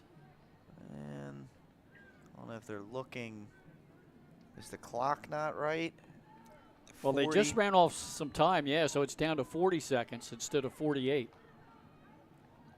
Now they reset it back to 48. Well, that's where it was, I thought, to begin with. Oh, it was running during the incompletion. All right, here we go, 3rd down and 13. Campbell rolls near side, throws it. Oh, wow. And completed inside the 15-yard line. Great leaping catch. Was that Green? It was. Zianovich, actually. Oh, yep. All Zianovich, these number twos 22. down there. Yep. Yeah. Well, he was the motion receiver. That's a great flood concept. You had Chukwuka as the flat guy. You had Yanovich in that middle area, and then you had Green deep. And that's just a good throw by Campbell, good read, and a heck of a catch, because that was not easy. It's the about defender on his back. 6-yard pickup. It brings up 4th down and 4 from the gold 14-yard line. Campbell in the gun. Takes the snap. Quick hitter. Leaping catch is made. That time it's Green. Yep. Inside the 10, and he has the first down by 1 yard. Talk about a, I don't want to say like wake-up party, but Devin Green's having himself, or not Devin Green, I'm sorry. Jordan Green's having himself quite a day right here. And if you didn't see a whole lot of DMA football, you're seeing a lot of explosiveness from him in this one. Spiking the ball was quarterback Connor Campbell. That'll stop the clock with 26 seconds. Should be a little more. I would say around 30. Let's see where they put it at, Glenn. Right, because as you well know, the official time is kept on the field. Yeah. 29 seconds it looks like they put it back to. 13-7, Blue threatening here. And Connor Campbell is really directing an awesome drive here for the Blue. They're going to flood the top of your screen with trips. The lone receiver to the bottom is Jordan Green. Campbell takes the snap, hands it off, getting the corner, the edge, and into the end zone is Devin Green. And that ties the game at 13 on a 9-yard touchdown run. What a cut in the backfield, because Avery Copes and Milford had him dead to rights in the backfield, but Green made just an unbelievable cut to get outside of him, and that's all he needed. That was the edge defender. He broke him down right in the backfield and was able to run right to the pylon to tie this one up. And now to try to gain the halftime lead and go up 14-13 with 25 seconds, it's Blyie, the kicker from Brandywine. Long signal count. Snap, hold, kick on the way. The kick is no good, wide left, so we remain tied at 13-13 with 25 seconds to go in the half. We'll keep it right here, Pat. What a great drive engineered by the Blue. It was. They took advantage of some penalties. They made some big plays. Obviously, the big one to Jordan Green to get them down into the scoring range. Another great. Both teams have answered, when momentum has shifted, right? Yeah. The momentum started with the Blue team. Gold was able to answer it with 13 unanswered. And then right there before the close of the half, the Blue able to tie this one up. Both teams are playing at a high level. It's a very competitive football game. You got to love what you're seeing down there. Both teams making big plays when they need it, getting big stops when they need them. This is just all-around great football. Connor Campbell on that touchdown drive, Pat, 4 out of 5 for 77 yards unofficially. And, of course, the big one was the 50-plus to Jordan Green. And then they got the big first down to set up the touchdown on that quick pass, that timing pass. I don't know if you're seeing down there on the Blue sideline, Glenn, but there seems to be every school in college now has like a touchdown chain or a touchdown this, touchdown that. Devin Green's rocking a cowboy hat down there, Glenn. Okay. It looks like there's a touchdown cowboy hat down there on the Blue sideline. He might have taken that from one of the Blue assistant coaches because I saw before the game one of the coaches was wearing a cowboy hat. Short kickoff, fielded at the 23-yard line, making a move. It's White still on his feet and will carry the pile across the 40-yard line. What a tough runner is Javier White from Laurel. We talked about him, alluded to him. He may be a guy that you look to see if they get a little more involved in the second half, although he is playing cornerback, so you're probably not going to see him on offense. But, talk about electricity right there.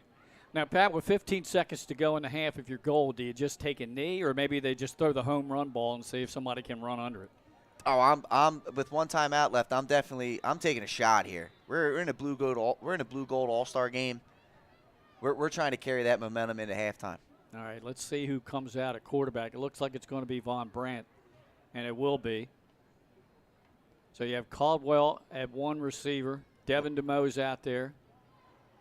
Looks like they're going to go 5 wide, empty backfield. Yeah, I think Dalton Hignet's going to be from Seaford. He's the place kicker. Who you got to watch here is you got Tart and you got DeMo, two dangerous guys on the inside. Look down the middle. In fact, I'm looking at DeMo right now based off of this defense from the Blue. Empty backfield. They throw to the far sideline. Catch is made at midfield and getting out of bounds. Was that number 7? That's Jalen Morris of Lake. His first catch of the game. High football IQ there by Morris because he originally turned inside to try and make an extra yardage type play, but he did a good job, get out of bounds. And now potentially Von Brandt could get this one to the end zone on a Hail Mary. 2nd down and 8, but that's a moot point. More to the point is there's only 8 seconds to go in the half. Yeah, now you're right. Now they set up where he can throw the home run ball. So you've got Hignet from Seaford and DeMo from Smyrna at the bottom of your screen. Trips to the top, 2 of them Middletown Cavaliers. There's the snap. Pressure's coming off the left edge. Rolling and now just throwing in the flat, an incomplete pass with 3 seconds left. It wasn't a bad idea because no one was defending him there, and if he catches it and gets out right away, you probably still got a second left and an easier throw to the end zone. But right here, they're going to have to go to the end zone. All right, let's see what they come up with. Sean Strickland from Milford High. He's the Gold head coach. Ryan Timpson, one of his assistants, the Appoquinimink head football coach. Barking out signals to the offense. Of course, the Blue playing the prevent now. The safeties are about 30 yards off the line of scrimmage. Von Brandt steps up. He's looking. He throws the long ball. He's looking for Devin DeMo. DeMo makes the over-the-shoulder catch and gets out of bounds, but there will be no time left. Yeah, he couldn't quite keep the feet in to try and make a play for the end zone. It's a big play. Nice job by Von Brandt. He put everything he could into it. Good 55-yard throw in the air and on target, but a little too close to the sideline. Yeah, out of bounds at about the 3, so that's going to go for 46 yards. Great in the stat book, but that'll bring us to the end of the first half. Very entertaining first half, Pat, 13-13. It was the Blue scoring on their first possession. We're getting good field position. Then the Gold change in momentum, and the Blue getting it right back. Your assessment of what you saw here in the first half. Just great competitiveness, right? I see two even teams, which is awesome to see. The Blue and the Gold seem to be very evenly matched. Guys are stepping up and making big plays. They're playing smart football. Not a whole lot of sloppiness going on out there. It's exciting. There's an excitement level to this game so far. And at 13-13, anything can happen. I'm really looking forward to the second half and the adjustments that these teams make. All right, we're going to step aside for a bit, catch our breath, maybe go get a beverage of our choice, and we'll be back with more. We still have the ambassadors we're going to announce to you, the Blue Gold All-Star Band, and more. That's all coming up on the halftime here on Delaware Live, powered by 302 Sports. Hi, I'm Scott Kammerer from Sodell Concepts. Today we're at Thompson Island Brewing Company in Rehoboth Beach, Delaware. Come check us out. Located in the Rehoboth Gateway next to Blue Coast Rehoboth, Thompson Island will follow the Sodell tradition of serving beautiful, simple food that will pair perfectly with our fresh homemade beer. Thompson Island is a perfect place to have dinner with your family, enjoy happy hour with friends at the bar, or spend a day in the beer garden playing bocce ball and ping pong. Thompson Island Brewing Company in Rehoboth Beach, Delaware, open 7 days a week. See you soon. Welcome to Premier Physical Therapy and Sports Performance. We're a locally owned outpatient physical therapy practice with convenient locations in all 3 counties in Delaware. At Premier, we have experienced physical therapists with advanced credentials, but their hospitality, passion, and enthusiasm is what makes the difference for you. Find our convenient locations at premierptsp.com. You may have tried physical therapy. But have you tried Premier? Hi, I'm Scott Kammerer from Sodell Concepts. Today we're at Lupo Italian Kitchen in downtown Rehoboth Beach. Come check us out. Located inside the Hotel Rehoboth, Lupo serves coastal Italian cuisine with fresh pasta made in-house daily. Lupo features plenty of unique craft cocktails and an extensive award-winning all-Italian wine list. Popular dishes include lobster bucatini, veal meatballs, grilled swordfish, and eggplant parmesan. Lupo Italian Kitchen on Rehoboth Avenue, serving happy hour daily and dinner 7 days a week. See you soon.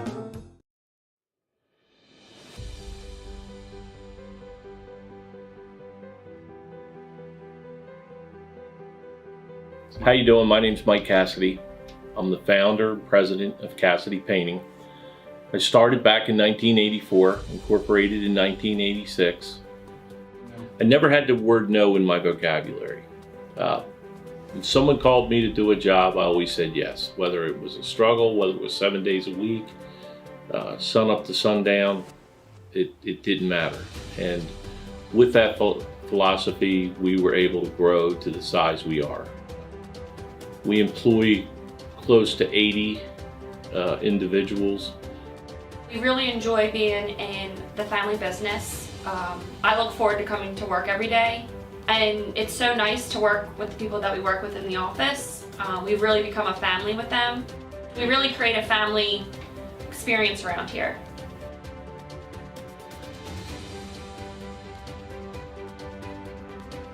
And Cassidy Painting is a very diversified company.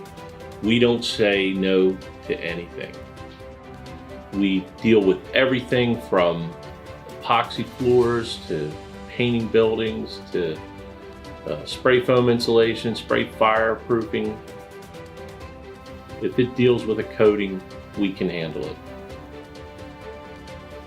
So when our customers call and they're under the gun and they know the need to get a job done, they know who to call because we perform. We've always been performed. We've never been replaced out of 37 years of business.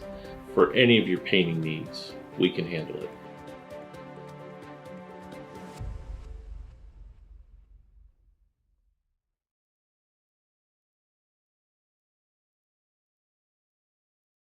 The things that matter most happen right in our own backyard.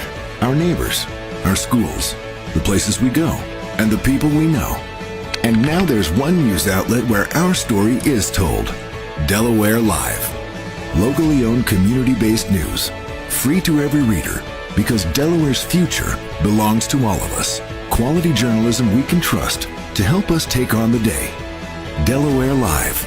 Our state, our news, our home. Get the assurance that your HVAC system is what you need with Ambience. Ambience provides you with over 25 years of experience in the heating, cooling, and plumbing industry. The team at Ambience Heating and Air Conditioning provides high-quality residential HVAC installations, maintenance, and repairs in new and older homes in the Delaware, Maryland, Pennsylvania tri-state area. You may not realize it, but half of your energy costs go to heating and cooling. Make sure your energy dollars count and call us today for a free estimate. 302-239-HVAC. 302-239-4822.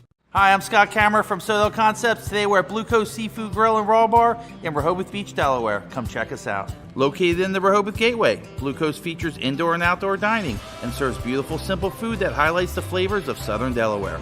With chef-inspired daily specials, an award-winning wine list, and an extensive list of craft cocktails and local beer, Blue Coast is the perfect spot for a night out. Blue Coast Seafood Grill in Rehoboth Beach, Delaware, open 7 days a week year-round for lunch and dinner. See you soon. High school athletics is not what it used to be. The sporting goods industry has been disrupted, adding to coach and athletic director daily challenges. BSN Sports stands ready to change the fundamentals of our industry, giving our customers the advantages they need right now.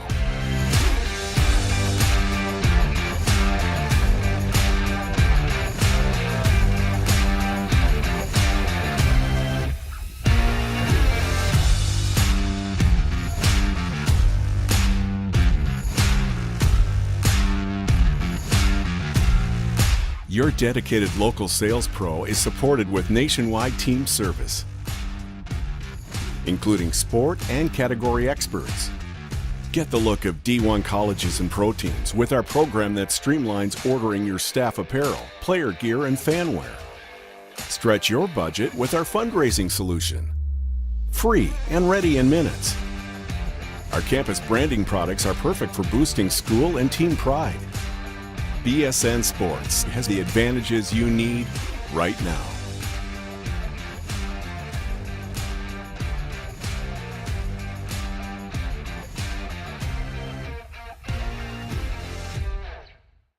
Regulars have been enjoying Grain Craft Bar and Kitchen since 2015 for award-winning food, great drink selection, and live music. Now it's your turn. Bring your friends and family to our locations in Newark, Kennett Square, and our waterfront locations on the C&D Canal and in Lewis. Even your dogs are welcome on our heated patios. Enjoy lunch, dinner, or a weekend brunch that Elle Magazine said was one of the 50 best in the country, and find out for yourself what keeps people coming back to Grain. Not a regular? Stop in and we'll make you one. Back here at halftime on Delaware Live, powered by 302 Sports, Glenn Fraser alongside Pat Gariantes. On camera today is Mike Lang as we are at halftime in the Blue Gold game, all tied up at 13-all. We mentioned the cheerleading squads, and we're going to get some of the ambassadors right now. These are the senior ambassadors for the 2022 edition of the Blue Gold All-Star Game. They are Elizabeth Andes from Middletown, Julia Bunton from St. George's, Rory Chiskowski from St. Elizabeth, St. Mark's Katie Fastenal, McKenna Krajewski from Odyssey Charter, Bailey Hammerstrom from St. George's, Adriana Gonzalez from St. Eves, Haley Fox from McCain, Casera Ostroff from Concord High, Thomas McCain's Ava Protakowicz, Julia Query from Padua, McCain's Tessa Schwartz, Tara Woodall from Middletown, and Jolly Singh from St. Eves. Also Jacob Adkins from Del Mar, Michael Fajardo from John Dickinson, Oniechny from Archmere, Savannah Scott from Smyrna, Ella Shockley, Del Mar, Tiffany Kinjua from Cab Calloway, Courtney Fields from Caravel, Lydia Osti from St. Mark's, Sheer Beals, Cab Calloway, Molly Furman, Charter of Wilmington, Elena Kitpacki from Mount Pleasant, Robert Smith from Archmere, Isabella Sullivan from Mount Pleasant, Margaret Livingstone from Middletown, Ella Gordon from Ursuline Academy, Amelia Burgoyne from Brandywine, Fiona Bernash from Caravel, Lillian Griffith, Smyrna High, Paulina Lopez Gomez from John Dickinson, Brianna Tran from Conrad, Taylor Trickey from Mount Pleasant, Archmere's Hope Merritt, Logan Harris from Del Mar, Jackson Cottrell from John Dickinson, Concord's Hannah Dawson, Charter School of Wilmington's Kelly Hermansader, Connor Miller from Middletown. Conrad's Amelia Villamagna. Kate Weir from St. Mark's. Kiari Nadu from Cab Calloway. Angel Ibarra Martinez from Delmar. Carrie Deleno from John Dickinson. Arun Tati from Dole from Caravel. Cab Calloway's Ava Kelly. Alexis Rabinovich from Padua. And Claire Yateman from Padua, along with Alexis Zatowski from Caravel. The ambassador coordinators are Ashley Grant and Trish Newcomb. Those are the senior ambassadors. Now here's Pat with the junior ambassadors. Yes, the 2022 DFRC Blue Gold All-Star Junior Ambassadors. Jenna Bazzo from St. Elizabeth. Samuel Burbank from Thomas McCain. Gianna DeStefano from St. Elizabeth. Jomara Drummond from Thomas McCain. Lauren Duffy from Padua. Stephen Goodmid from St. Elizabeth. Tessa Hoffaker from Middletown. Alyssa Kelsey from Thomas McCain. Alyssa Pope from St. Elizabeth. Trisha Shrikanth from Padua. Megan Ursulo from Conrad. Sydney Williams from Padua. Reese Albany from Middletown. Logan Fitzpatrick from Brandywine. Josie Holloman from Delmar. Zariah Russell from Smyrna. Riley Albany of Middletown. Derek Fuchs of Delmar. Katie Houston, Charter School of Wilmington. Mia Schultz of Smyrna. Aiden Seaman from Newark. Harpreet Kaur from Cab Calloway. Rose Geist from Brandywine. Gabriella Arnone from Brandywine.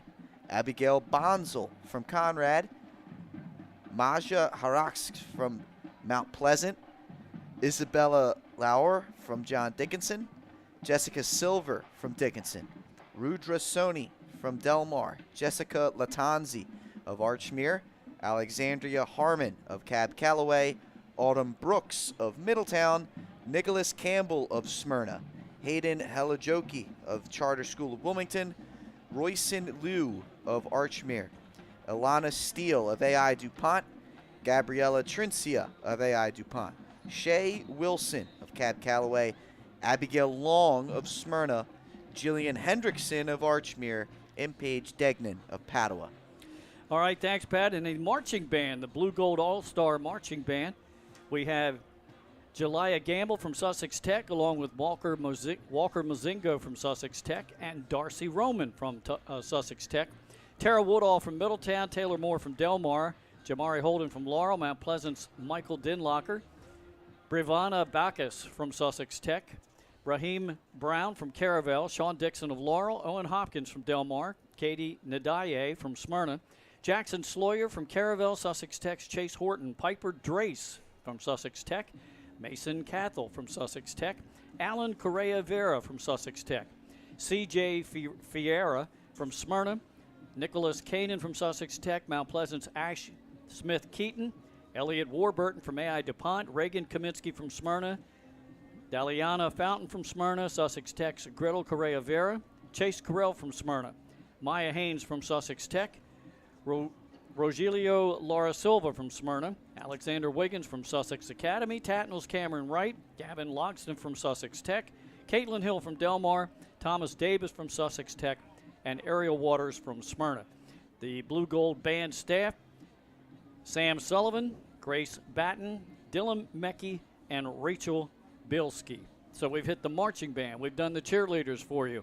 We've done the ambassadors, and maybe now the most important, the buddies. Why don't you do the blue, and I'll take the gold. Pat, here are the blue buddies for 2022. Kaylee Layton, Jaden Lee, Devin Liu, Rebecca Lopez, Isaac Lowry, Logan Miller, Reese Miller, Stuart Neely, Joshua Page Bennett, Gabrielle Perillin, Jeremy Parker, Mason Picard, Kenzie Pickett, Matthew Ray, Keonta Reed, Anthony Rivera, Jesse Sokoloski, Callie Stevens, Gabriel Summers, Jake Taylor, Aaron Thompson, Elizabeth Toner, Johnny Urbanski, Madison Ursillo, Daniel Volz, Tommy Walker, Fiona Walsh, Levi Wolf, Alyssa Wolf, and Zachary Worthington.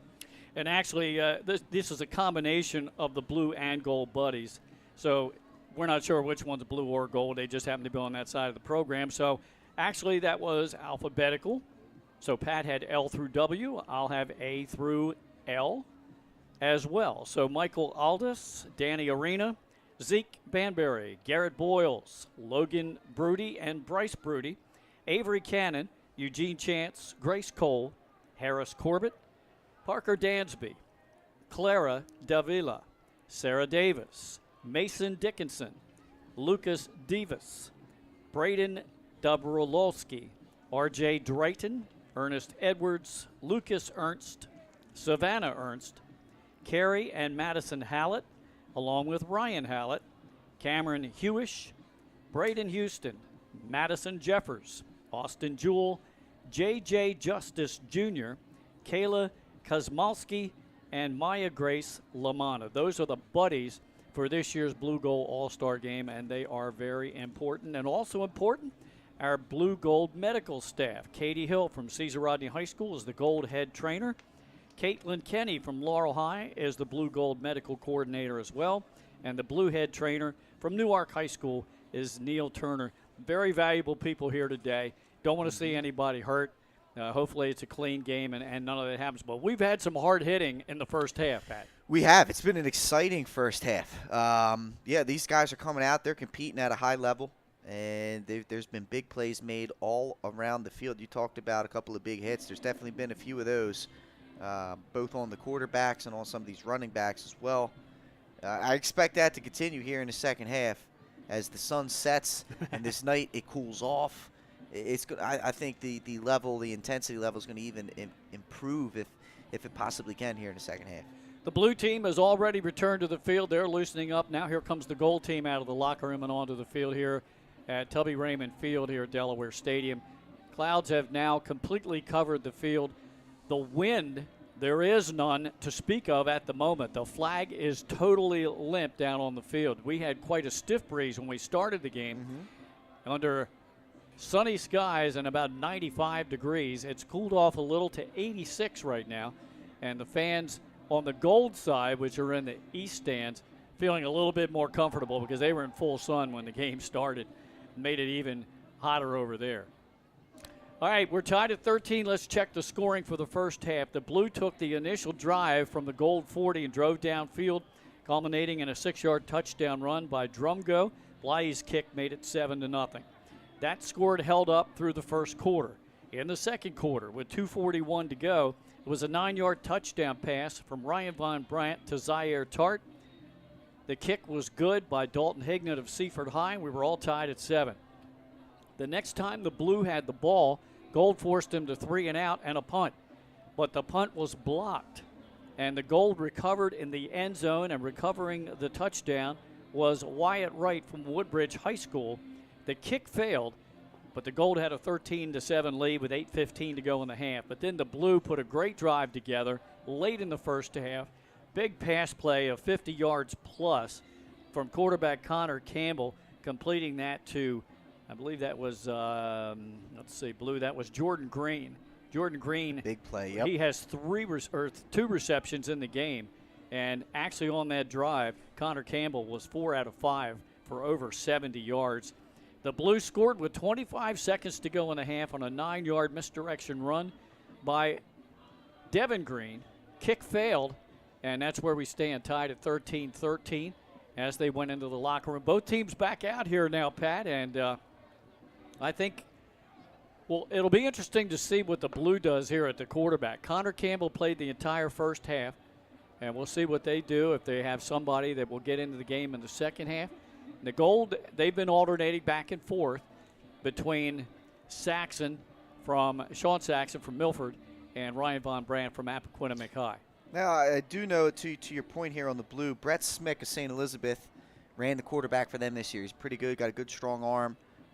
Curious to see if he warms up. And also, Jack Burns, although he's not a quarterback by trade and they do have him playing defense, he did play quarterback as well for St. Mark's. So we'll see. Looks like Campbell is warming back up over here for Salesianum. Right. So he may be the guy to start the second half. Also warming up with him there is Ryan Deuce Racidlo, but I think he's in there just to catch for him, yeah. And Connor's probably saying, Deuce, I can catch it. I can do that. Here you go, man. Gotta love it. I'll tell you what, Glenn, I'm looking over here at these all-time records that have come up across here, and a few of them that stand out to me. I did not know this, but Nolan Henderson holds the record for most rushing yards in a blue-gold all-star game, if you could believe that. 241 yards rushing back in 2017. I would have thought it was 241 yards passing for that young man, but he only had 22 yards passing, if you could believe that, in that game. In that great 2017 game, that was 44-0, Gold defeating the Blue. There's just some impressive stuff. The most receiving yards, Gary Heyman of Newark back in 1969, 202 receiving yards. Yeah. Who would have thought back then the most receiving yards would have been? That record still holds up. Here you go, 53 years later. Yeah. in a game that features more passing now than ever. Well, I saw him play, Gary Heyman, and he was part of a Newark Dynamo back then. Mm-hmm. They're the team that snapped Middletown's all-time state winning streak of 53 games back in 1966. Wow. And Heyman was on that team. Wow. So, yeah, that was Newark. That kind of flipped them into the role that they just dominated through the back end of the 60s, 70s, and 80s, and right on into the tail end of the legendary Butch Simpson's coaching career. That was a 44-0 game back in '69. Also, Gary Heyman had 4 touchdowns, which is also a blue-gold record for one player. Well, Blue had won 5 straight from 06 through 2010, and then the Gold, they're on quite a streak right now, as they have won 4 in a row from 11 through 14, lost twice to the Blue in 15 and 16, and now they won the last 4 games going back to 2016. But the last 3 have been fairly close. They have, and that's what I love. I mean, this state is, starting to even itself back out these last few years after a lot of dominance below the canal over the last 5 years. All right, we're ready to start the second half. Blue now moving from your left to your right across the screen. There's the kickoff, little pooch kick, gets over the interior blocking group, picked up at the 35-yard line, driven back, still on his feet, trying to find the wall over there, and that's C.J. Coombs from DMA, and he gets back to the 47-yard line. Tell you what, he only gained about 5 yards on the return, but that was exciting. That was electric right there from CJ. So great field position for the Blue to start out here the second half in this tie ball game, as the Blue offense will gather near the sideline. And it appears Connor Campbell's going right back into the game as quarterback. The starting linemen are number 53 and 55. That's Mason Heath Alford, Davin Lum, also number 72. That's Isaiah Decimu from Del Castle Tech. Looks like number 60 as well, Malcolm Lewis. Right. Is out there. And the center is the aforementioned, or that we didn't mention his name, Andre Green from St. E's. Mm-hmm.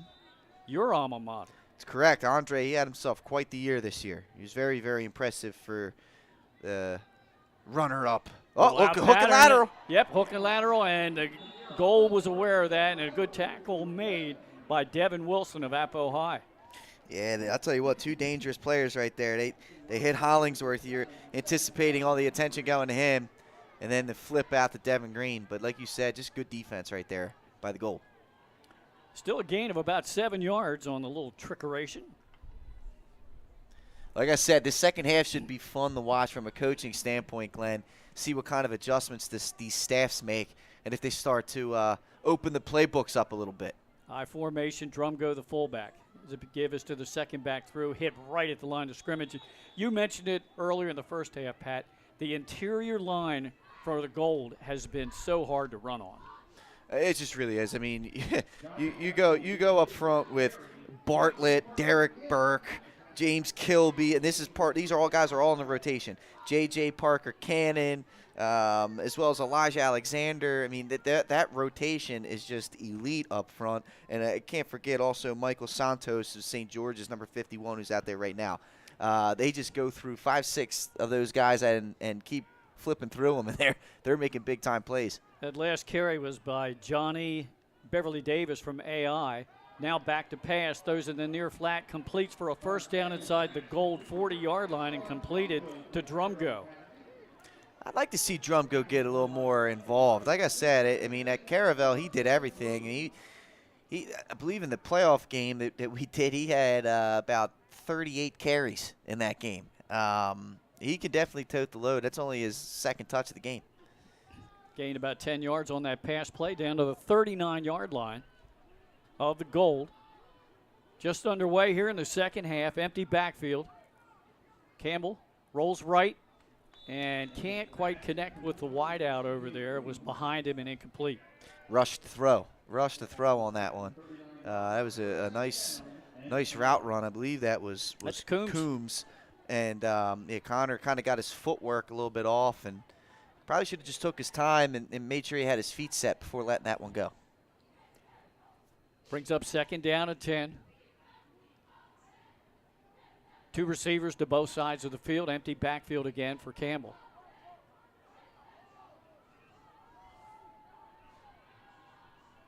Green in motion. He gets a football. No, it was a fake. Campbell has it up the middle. Tell you what, that's a nice play fake there by Connor Campbell. Yeah, picked up about 5 yards.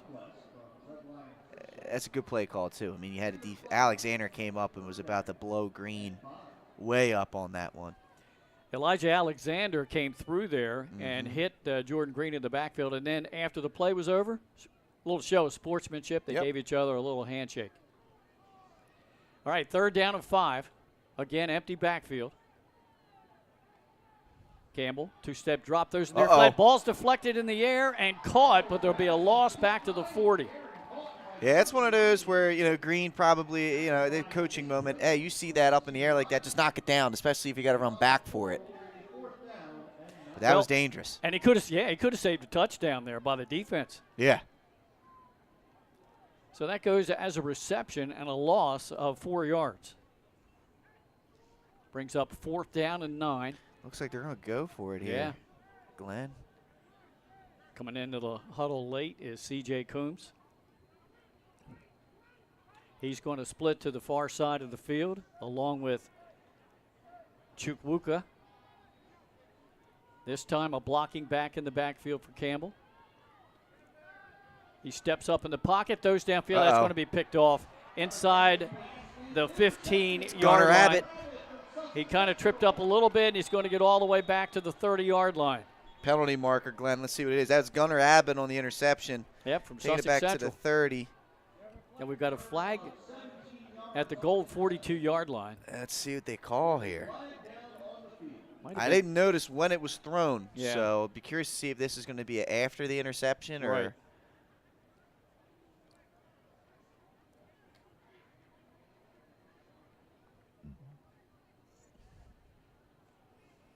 Met Connor Abbott's parents up at Abyssinia in the playoffs last year when Central lost to Salesianum, and they came up to me after the game after we went off the air, and I guess they read my media badge and said, "You're Glenn Fraser, right?" I said, "Yes." They said, "Well, we want to commend you and 302 Sports for doing a great job all year long."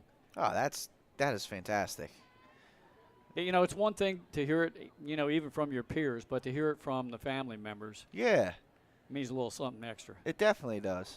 And, it's definitely appreciated for sure. So it apparently was after the interception, the penalty. So it.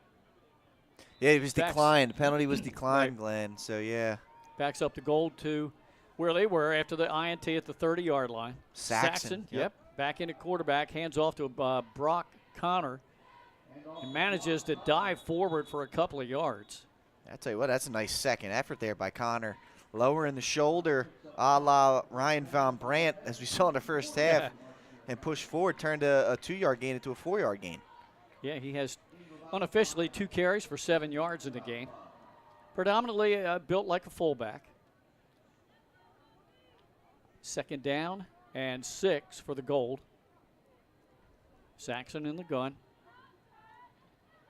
Handoff out of the backfield, coming to the left side. Good blocking, and Connor surges forward and gets close to a first. Oh, man, they're going to give him a great spot, Glenn. I think that's going to be a first down.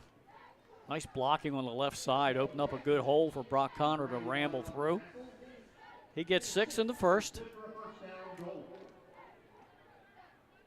First possession of the 3rd quarter for the Gold. In our tie ball game here at 13-all. DeMoe split to the top of your screen. Looks like Zaire Tart in the slot. Lone receiver to the bottom. Saxon hands off to Connor again, puts his helmet down, surges forward, good leg power, and he gets about 6 yards out of nothing. Yeah, he just ran through Kevin DiGregorio, which is not an easy gentleman to run through right there. What a hard, heavy run. 3 consecutive running plays by Cesar Rodney's Brock Connor for a total of 16 yards, and it brings up 2nd down and 4 for the Gold. Do they go to the well one more time? Lone receiver to the bottom of your screen, 2 to the top. Saxon claps, gets the ball, hands off to Connor again, going left. Stiff arms a defender. He's not going to get away from the second one, though. He might have gained a yard. McCluskey and Burns coming up to make that play. That was a fool me once, shame on me. Fool me 4 times, still shame on me. They weren't going to be fooled by that one. No. 3 times, it's pretty good. They got 16 yards out of 3 carries. 4th time, I don't know. 3rd down and 3 for the Gold. Let's see what assistant coach Brian Timpson has dialed up for head coach Sean Strickland's offense. We're going to have Caldwell and Tart from Middletown split to the near side. Also, the tight end Diego Rodriguez sets up on the near side. Tart in motion up by Devin DeMoe. They're going to throw it to Tart on the out route. Makes what a the play. Catch. Great defensive stop. Jack Burns. What a job by Jack Burns closing in on that. Because Tart, that was a beautiful play design, and I really like the call by the Gold coaching staff. But Burns just made a heck of a play to get out there and tackle one of the most elusive players in the state one-on-one. And that ends up being a slight loss. Wow. So it's 4th down and 2 at their own 48-yard line. 6.5 minutes to go in this 3rd quarter in the 66th edition of the DFRC Blue Gold All-Star Football game from Delaware Stadium. Now the Gold taking maybe too much time here to get this play in. They may have to call a timeout. Tell you what, look at this. Was that a wishbone back they there? Brought in Von Brandt. He hands it off and getting the 1st down. He started right, cut it back to the left, and a nice run that time by number 9, Eric Reinecker from Sussex Tech. What a job by Reinecker. What a play design. Reinecker with 1 cut, lowered the shoulders, able to pick up that big 1st down. 7 yards for Reinecker. Again, he started it right, Pat, nothing there, and he brought it back to the left and got a great block on that side. Here's the QB switch mid-drive, Glenn. Right, I'd say the Gold's that? done a good job of playing both of these guys. Yeah, Von Brandt in the gun, 2 receivers to both sides. He looks right, comes back left. Wow. Caldwell goes up and gets it. He's pushed back. But forward progress is going to be to about the 41. What a catch. That ball came at him at about 90 miles an hour, and he just snagged it out of the air. Talked about him being so sure-handed. Just an all-around good receiver. Good route runner, good footwork, good hands. That was an impressive catch, man. We have, for the Gold, maybe 3 of the most electrifying receivers last year in 3A on the field, and Devin DeMoe, Zaire Tart, and Caldwell. Pump fake. Von Brandt throws it down, looking for DeMoe, and just over the right shoulder. He was cutting in towards the post, and the ball was over the outside shoulder, incomplete. So it makes 3rd down and 6 for the Gold. 5:09 to go in the 3rd, Pat.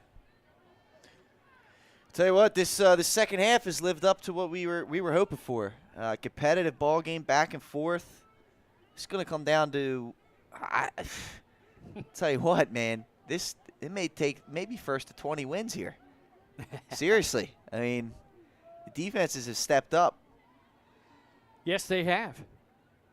A lone receiver to the bottom of your screen, 3 to the top. Von Brandt surveys the defense, takes the snap, low snap. He's going to run with it, puts the helmet down. Second effort, he's going to be a yard shy. There goes the helmet off again. He's a yard shy of the first down. It's going to be 4th and 1, but Saxon will have to come in. He lowered the boom. That was McCluskey. That was DiGregorio that he was taking on, 2 of the better linebackers in the state. Yeah. And he's just not, no fear from that young man. And he was stuck initially at the line of scrimmage. And he has very good leg power. Yeah. All right, 4th down and 1. It was mentioned the helmet came off for the second time, so Von Brandt has to go out at least for a play. Saxon back in. 4:27 and running. Tight formation. Straight T backfield. Under center is Saxon. Oh, he fumbled the snap. He got it back, but he's down right there, so Blue will take over on downs. That's a tough one. That's a tough one. The Gold's complaining for an illegal defense. But I don't think they're going to get it. No, I don't think so. It's going to go back to the Blue. That was a great opportunity there for the Gold to seize momentum. Unable to do it, though. All right, so both teams have had a possession here in the third quarter. The defenses, as you said, Pat, have come out to play here in the second half. Neither team has scored. We're still knotted up at 13 all with 4:14 to go in the third. Should the Blue win the ball game today, it will be win number 33. If the Gold wins it a bit, now there is a penalty. I see a flag down. I do too, Glenn. Let's see what it was. So that's going to give the Gold a first down and put them right back out on the field. So that little bit of complaint must have worked. Someone down there must have saw an illegal defense. Yeah. So it was an illegal formation. Again, special rules for the Blue Gold All-Star game. So will we see Von Brandt come back out? It looks like we will. Yeah, and couldn't quite see if it was on the line or if it was the line. I'm gonna say it was probably the linemen were not aligned, right? Your nose guard is supposed to be playing over top of the center or on one shoulder or the other, and the defensive tackles need to be playing on the offensive tackles. Give these defenses a lot of credit because they're playing with different rules that they played with last season. And they've done a pretty good job. We've had minimal penalties.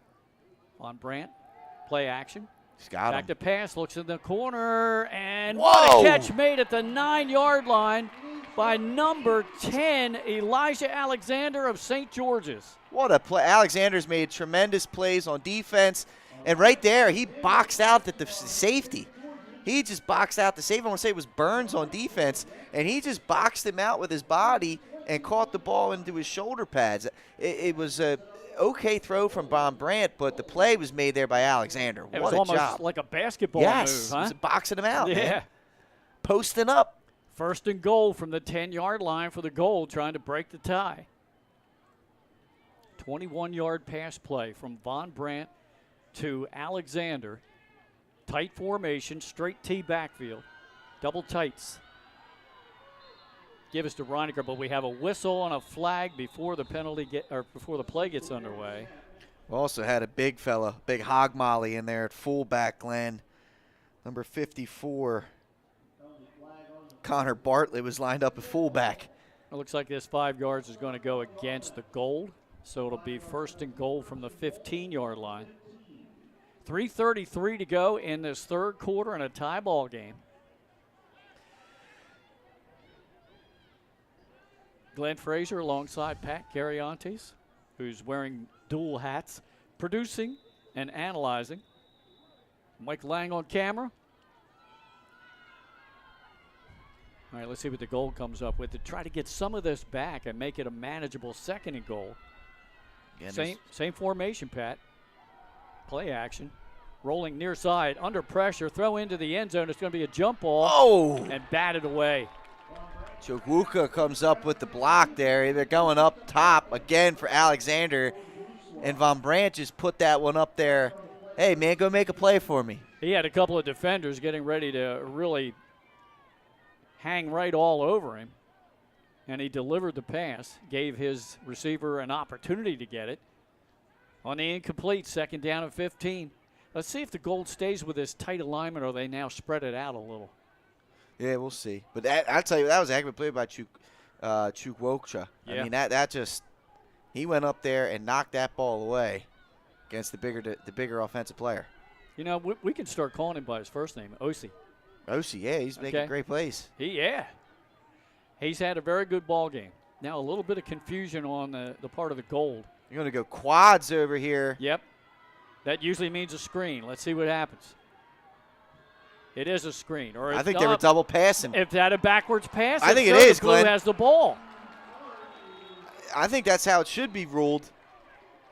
I think maybe the Gold was setting up for a wide receiver pass. I think they were. They were going to go to Tart, and I'll tell you what, it was open if Von Brandt was able to put that on him, because streaking down the middle of the field there was number 7, Jalen Morris of Lake Forest, was streaking right down the middle of the field. So that little bit of a trick play did not work for the Gold. They had first and goal at the 10, and they turn it over here to the Blue. The Blue will get it back at their own 26-yard line with 3:09 to go in the third. Connor Campbell remains the QB, I formation behind him. He fumbles the snap, gets it back, but the Blue is going to lose back to the 23. Now, Glenn, we talked about it. This game has pretty much been pretty clean in terms of penalties, but one thing, centers working with quarterbacks that they're not used to working with, we have seen some bobbled snaps here on both sides. Right. Both teams with their full allotment of second half timeouts. They have 3 each as we're down to 2:40 to go in the scoreless third quarter. Hollingsworth will reset to the top of your screen. And down to the bottom is the Deuce.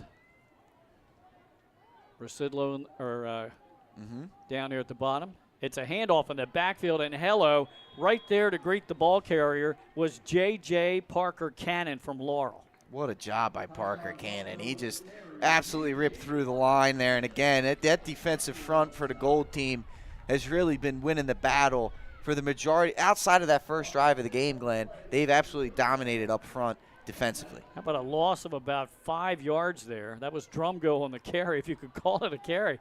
Yeah. Because when he got the ball, the defender was right on it. So now the Blue going backwards. It's third down and 19. Ball back on the 17-yard line. Hollingsworth in motion. He resets. Campbell just going to take it himself, trying to find some running room, and he's run down for a minimal gain. There's a late flag. That might be a late hit on the QB. I think they're going to get a face mask. Okay. I think they're going to get a face mask right there, Glenn, on Parker Cannon. He kind of reached in there with the hand and got a piece of him. Demary Hollingsworth having a good game today for the Blue from Howard. He's a heck of a player, Demir. You know, like we said, dual sport athlete. Just a tremendous athlete on both of those sports, football field and the basketball court. Yeah. And just a humble kid, too. True leader by example. Mm-hmm. Penalty yardage was stepped off, so now a manageable third down for the Blue. It's 3rd and 8 up at their 29-yard line. See what they draw up here, Glenn. If they go to the air, I would like to see them take a chance here. You got Green and Drumgo in the backfield. Maybe look for one of them to go out. Oh, that's a nice job. Oh, yeah. They looks like the hard cadence drew the Gold off sides. And now it's going to be even more manageable. If it's against the Gold, it'll be 3rd and about 3. Good job on the hard count. You haven't seen that a whole lot in this game. Let's see No. if the officials see if they, if they saw the Blue go off sides or where it was a true neutral zone infraction. Well, they're discussing it. I think it's going to go against the Gold. It certainly looked like that from up here. Let's see what the. And there it is. So now it's a 3rd manageable. 3rd and 2. Yeah. Ball now out to the 39 of the Blue. You're right, 3rd down and 2 with 1:13 to go here in this third quarter. So the Blue at one point had 3rd down and 19. Yeah. 2 penalties later, it's 3rd down and 2. And this opens the play. The playbook's wide open right here, Glenn. Campbell has 2 receivers to the top of the screen. It's a handoff in the boy. backfield to Gold right there. They swarm the ball carrier for a loss of about 4 yards. Yeah, you know, love it. It's Alexander coming in, making the play. Oh, my. Unsportsmanlike. Yeah, I know. I saw that, unfortunately. Yeah, you know, we haven't had that all game. It was a good defensive play, and now something happened at the bottom of that pile. That's a shame. You hate to see that. We see at least 2 flags on the field. Let's see if this offsetting or somebody's gotten thrown out. There's definitely some extracurriculars there. Ratcliffe was in there as well. And there's been an unsportsmanlike ejection. And an ejection, yes. Well, that's a shame. You hate to see that in any game, but especially this one. Yeah, you know, playing with emotion is an important part of this game. However, there is a line. Yes. And you got to learn to be able to control that emotion and use it between the whistles and within the rules and parameters of the game. That's just part of developing as a player. Yeah, I'm not going to speculate as to who it was. I think I have a pretty good idea looking at the sideline, but we'll just leave that alone. 3 consecutive penalties on the Gold now give the Blue a first set of downs at their own 45-yard line, and the clock's been running.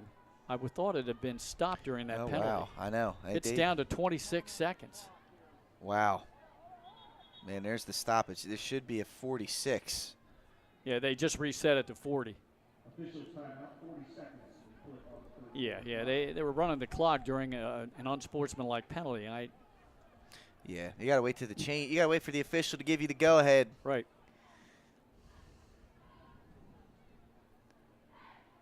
All right, down on the field, first and 10. There you go. Yep, 40 seconds to go in the 3rd. Campbell in the gun. Drops back. Sets up down the middle. He's got him. Wide open at the 20, making the reception at the 15, 10, the 5. Touchdown, C.J. Coombs. What a job. What a throw. What a route. What a catch. What a finish. Just all around great play there for the Blue.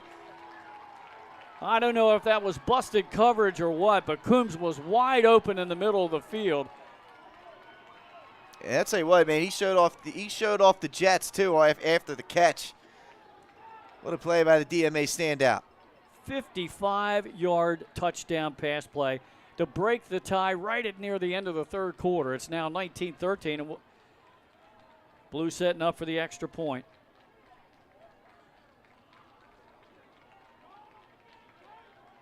That's just a great play action fake.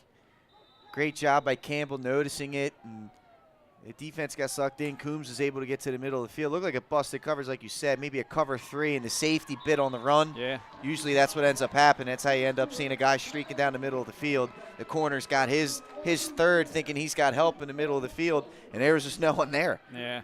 Bly's kick makes it 20-13 in favor of the Blue. So get this, the Blue score with 25 seconds to go in the 2nd quarter. They now score with 28 seconds to go in the 3rd quarter, and we'll be back in about 30 seconds here on Delaware Live, powered by 302 Sports.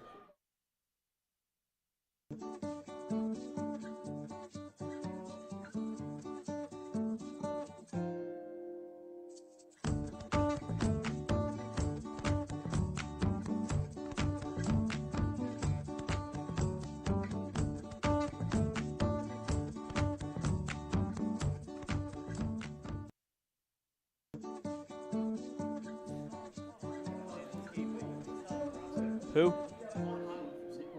Ready? 3, 2, 1.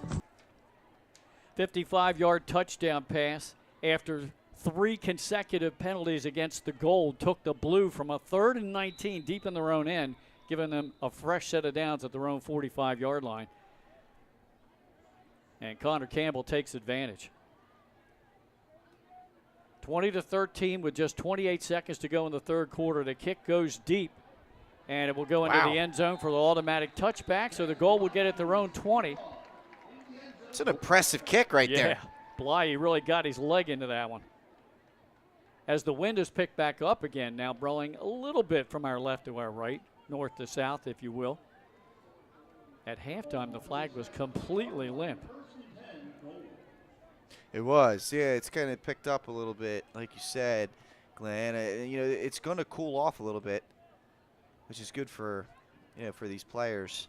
It was a hot day today. Tell you what. Yeah, tomorrow, you're right. Tomorrow, 25 degrees cooler for the high. Thank you very much.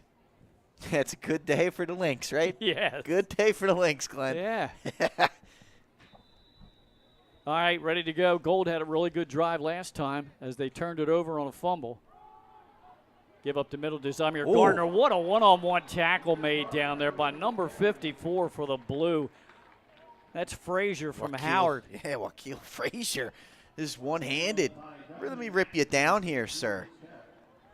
He did a great job of keeping the outside arm free. I mean, that was just really good technique by Frazier. Gardner was going to gain some yardage, too, on that play. Yeah. That'll do it. 2nd down and 11. And that is the end of the third quarter of action. 1 quarter to go. Blue on top, 20-13, trying to snap a 4-year losing streak in the All-Star game. We'll be back to start the fourth quarter after this on Delaware Live, powered by 302 Sports. Wraps, signs, banners, and promotional items that can help your business stand out from the rest. Looking for an excellent way to convey a professional image? Customized promotional products are the perfect way to target new customers, increase employee retention, and boost your brand awareness.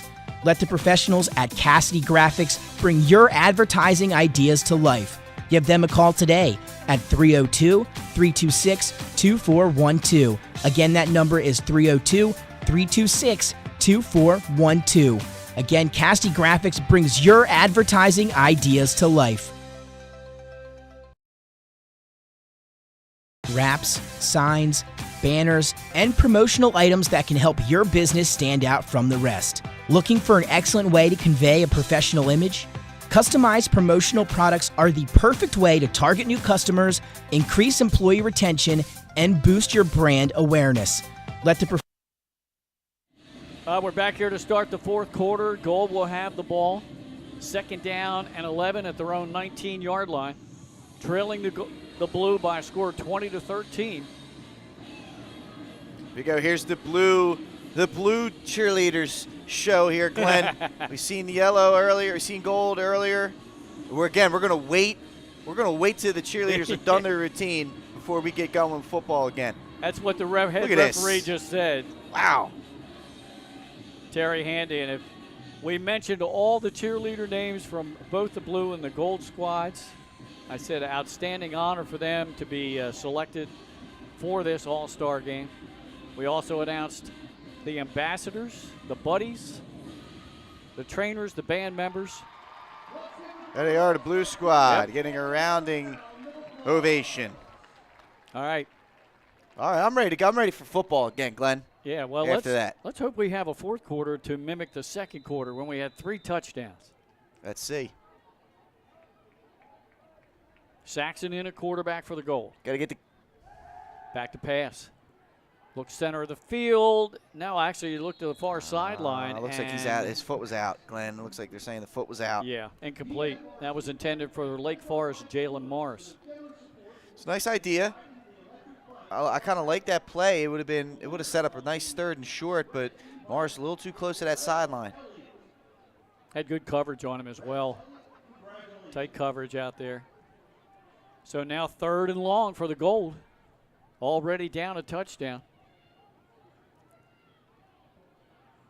Saxon giving some last-minute instructions to the wideouts. Trips to the near side. Lone receiver to the top. Saxon back to throw. He looks to the far side. What a leaping play. attempt is knocked away, intended for Caldwell. That was a heck of a play there by Tim Hill. Because Caldwell had his hands on it, and you and I both know that if he gets his hands on it, he's bringing it in. But Hill came in there and punched it right out of there. Sure did. Great defensive play. Also, a couple double back handsprings on the sideline by the Gold cheerleaders. I got to point that out. That's impressive. That's impressive over there. Part of being the color analyst, you got to bring all the color. So now it's 4th and long. The goal back in punt formation. That's Gardner, Zamir Gardner. And the blue has an up back at the 40 and then back inside his own 45. I think that's number 22 back there, Caleb Yanovich from Brandywine. No, it's not. It's number 28. It's Osi Chukwuka. Now we got an official stoppage. Delay game. You know, there was a little bit of miscommunication on who was coming out on the punt team. Wonder if the ejection has something to do with that. Yeah, Maybe possible. some guys that, you know, weren't on there throughout the week, on this punt team throughout the week, that may have had to get rushed out there. So that backs up Gardner inside the 5-yard line. And the blue should come away with excellent field position. Good snap. Punts off. Low spiraling punt. Now end over end. It'll be fielded by Chukwuka at the 45. Goes straight down the middle of the field. Breaks a tackle, and he's inside the 35-yard line of the gold. Great field position for the blue. Yeah, good strong run there by OC. Just getting north and south, running through a couple tackles, and a short field here for the blue. And tell you what, Glenn, they could really put a stamp on this game here with a nice drive on a short field. They sure could.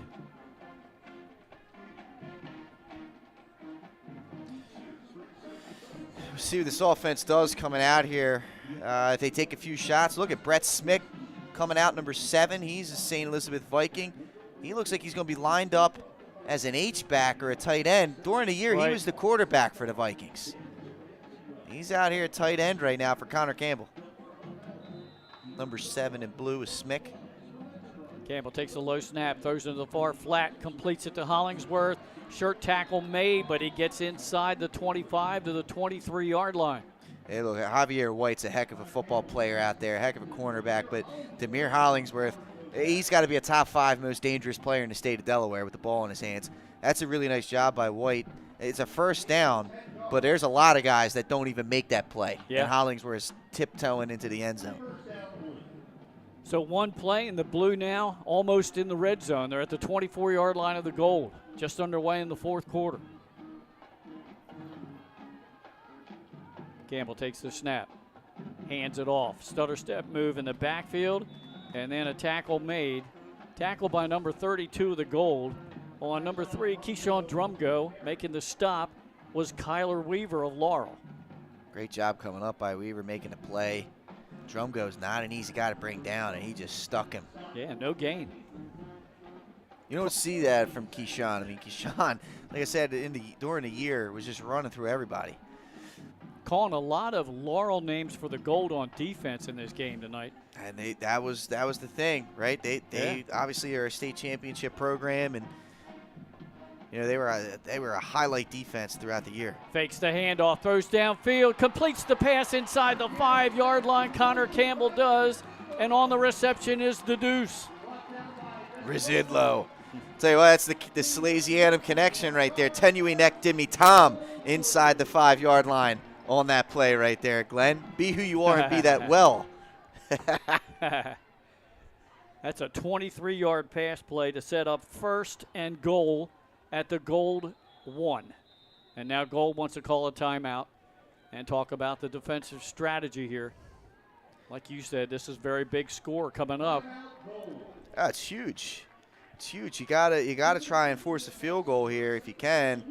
But at the 1-yard line, you got Drumgo in the backfield. You got another hard runner in Devin Green potentially. Right. And I tell you what, those two as a threat also leave the play action pass as an opportunity. Connor Campbell can either run with the football or look for somebody in a corner like a Hollingsworth or a Green. There's a lot of possibilities. This is a dangerous blue offense. It sure is. Now let's see what they come up with on 1st and goal from the 1. What they've got to do here, the blue, is take care of the football. They don't want to mishandle snap between center and quarterback. Oh, you know what, Glenn? That's a good point because we've seen that a few times in the game, as we alluded to earlier. Let's see if they go with the shotgun snap. Seem to be the problems were under center, right? Under center, yeah. You're right. Campbell is in the gun, flanked by 2 running back, and that one was dribbled along the ground, and he picked it up. And it looked like a fumble on the play, But I guess blue recovered. The ball carrier was number 23, Johnny Beverly Davis of AI, and he got hit pretty hard. He's coming out. Yeah, he took a shot to the back of the back of the helmet. He's going to definitely want to be checked out. That definitely hurts. He lost a yard on the play, so it'll be 2nd and goal from the 2. Under 10 minutes to play in the ball game. It's been kind of hard for the blue, Pat, to run up the middle on this stout interior defense of the Gold. You got the 2 guys in the backfield now that I think could potentially push through, Drumgo and Green. Low snap again, rolls it along the ground. Campbell takes it wide, tries to get in. Good tackle made from behind, but a penalty flag is down. Yeah, we'll see. Is this a hold or I'm not sure what this is. It was a great play made by number 46, Jonathan Wilshire. Yeah. Exactly, Glenn. There are several flags down as the tackle was made at the 2. So we've got a hold against the offense. Tell you what, Glenn, this Gold team, we said they needed a stop, and they've been up to the challenge so far to get a big stop on first down. The penalty now pushes the ball all the way out to the 18. Yeah, that's a big penalty. This, all of a sudden. So now 2nd and goal from the 19-yard line. They put the ball down there. Now I will say this. The blue now can get some of their speed on the field. There's a little more room there. Right. The secondary's got to be ready for the Gold team. Looks like you're going to have one-on-one coverage on the outside here at the bottom of your screen. And that's number 12, Jordan Green. Yeah, Devin Wilson of Appo. He's lined up one-on-one. Low snap again. Campbell scrambles to get it. Pressure's coming. He throws it downfield. A diving attempt made. And it's intercepted, or was it on the ground? They're going to say it skipped the turf. That was White right there. Yeah. We talked about the snaps, Glenn, and I sat here and put the broadcaster's jinx on the blue team saying, it's only been under center, and now it's 3 consecutive low snaps on the shotgun. Yeah. 3 in a row have rolled along the ground, and give credit to Connor Campbell to come up with every one of them. Yeah. He's a short-handed baseball player. You're seeing that right here, fielding the short hops. So it brings up 3rd and goal for the blue from the Gold 19-yard line. And if you're blue here, you'd want to get at least enough yardage to make a manageable field goal attempt for Blythe. That's true. That is very true, Glenn. Jordan Green lined up to the near side as the wideout. Hollingsworth to the top. Then 2 slot receivers. That's where I'm going with the football. He's throwing it down the corner of the end zone. Leaping catch is made by Hollingsworth for the touchdown. Here it is. Pat, you called it. It gave him room to get loose on a deep pass play. 19 yards on 3rd and goal, and now it's 26-13. And there's the touchdown hack. Coombs has got it on. He's probably going to take it off. There's a little bit of a gritty action going on down there at Hollingsworth. But there it was. It was one-on-one with Javier White. Campbell says, I'm going to take my chance with my guy. It was a really great run there by Hollingsworth. He got Javier White to flip his hips on an inside release, and then he ran to that back pylon. It was a beautifully passed football. Great catch. Got the foot down. Wonderful execution, and the blue are in control. Yes, they are. And I got to tell you, my early candidate for player of the game is Connor Campbell of Salesianum. I haven't tallied up his passing yardage. I'll do that in the postgame. But he's done a fantastic job engineering this offense. And now the blue will go for 2. I formation behind Campbell under center. And now we've got movement. That's Hollingsworth's going to jump there. There's discussion at the line of scrimmage. And now maybe the blue won't go for 2. They'll just kick the extra point. You see what they were trying to do there? They were trying to give themselves a 15-point advantage. Yeah. Go for the win. Yes. Right? I don't see Blythe going in. Well, hey, they scored a touchdown on 3rd and goal from the 19. They certainly can score a 2-pointer from the 8-yard line. Yeah, this allows them to get some more speed out there on the field. Campbell in the gun. Micah Walker of Archmere, number 9's in.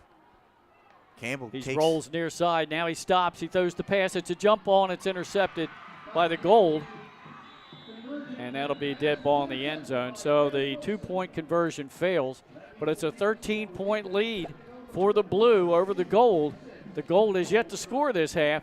If they want to win, they've got to score twice. I'll tell you what, and that could be – let's see if that looms large. There's a lot of time in this game.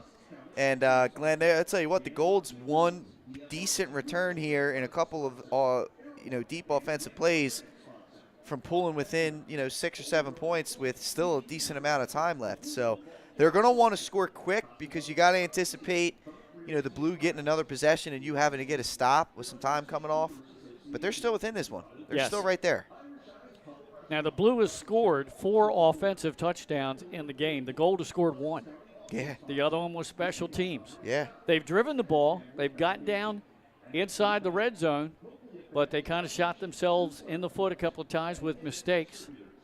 And the big one that really swung the game was when they tried that little pass. It went backwards. It was incomplete. Fumble, it ended up being a fumble because it was considered a lateral, and that turned the ball over to the Blue.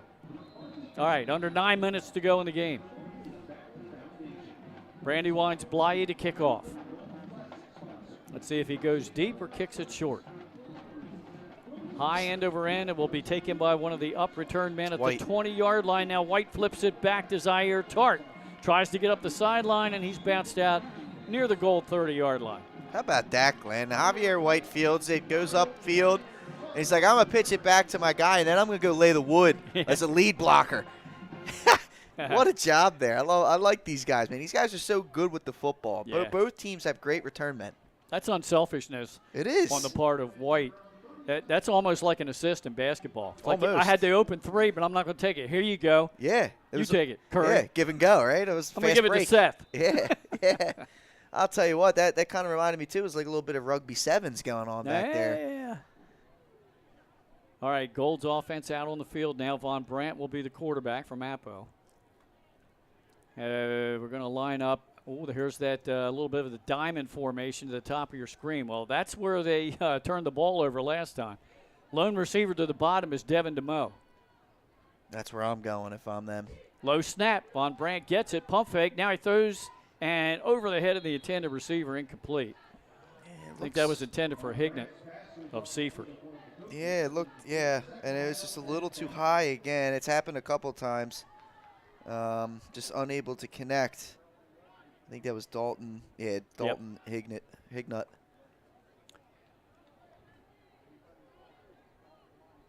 That brings up 2nd down and 10. Got to be efficient here if you're the Gold team. Yep. Down 2 possessions. Only 10 ticks off the clock went off the scoreboard. This time trips to the near side. DeMoe, Tart, and I believe the aforementioned Hignett of Seaford. 2 receivers to the top, and it's a quarterback draw. Ryan Von Brandt managed to get a couple of yards, and he paid for him. He did. Helmet stayed on, though. Yeah, I mean, he came through there, and he ran that ball hard. It looked like it was right into Nick Duncan that looked like Micah Walker of Archmere. Ran through him, but Walker brought him down. Gold offense regrouping now. 3rd down and 8. This becomes a pretty big 3rd down play. Empty backfield. Von Brandt back. Surveys the field. He's got him. Throws the home run ball. Downfield. And it looked like maybe the route stopped. And it's incomplete. Batted away at the last second by Mike Cornick from William Penn. Yeah, there's a lot of hand battling going on there. And, Von Brandt put it up there for his guy to go make a play. It fell incomplete. There's good coverage on the play. Maybe a little bit of handsiness going on there, but the officials saw that it wasn't enough. 4th down and 7. Looks like the Gold will go for it. With 8:05 to go and down by 2 scores. Von Brandt comes over and talks to one of his receivers. Now Zaire Tart gets some last-minute instructions from assistant coach Timpson. I wonder if we're going to get a timeout here. This is taking quite a bit of time. Yeah, way too much time. Not sure what they're talking through here. Gold has already called 1. Look at his back judge here, Glenn, and see where we get at with the play clock. Trips to the near side, 2 receivers to the top, empty backfield for Ryan Von Brandt on 4th down. He takes the snap. He goes back. Pressure's coming. He rolls away from it. Sets up. Throws the ball downfield. And it bounces off of Hignut's shoulder pads, incomplete. I don't know if he'd have been able to keep the feet in anyway. It's nonetheless, that was a nice, attempt there by Von Brandt. I'm almost willing to bet though that he was trying to hit across the middle of the field Jalen Morris. I saw that too. Yeah, and I think the momentum of his body going towards this sideline pushed the ball towards the sideline. I agree with you. Stops the clock with 7:56 to go. Still plenty of time, but the Gold defense needs a stop in a bad way because another score by the Blue would pretty much seal the deal. Yeah, I think you're right there, Glenn. I would almost say they almost need a turnover here if they can get one. All right, the Blue offense trotting out onto the field. Connor Campbell has been the QB the entire game. 2 receivers to the top of your screen, 1 to the bottom. OC to the bottom.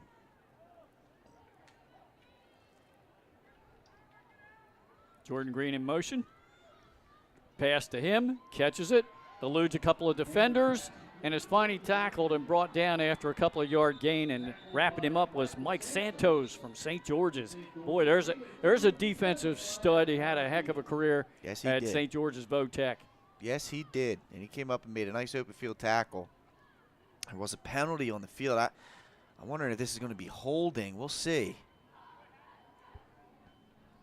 Yeah, it is down near the flag thrown near the 30-yard line of the goal.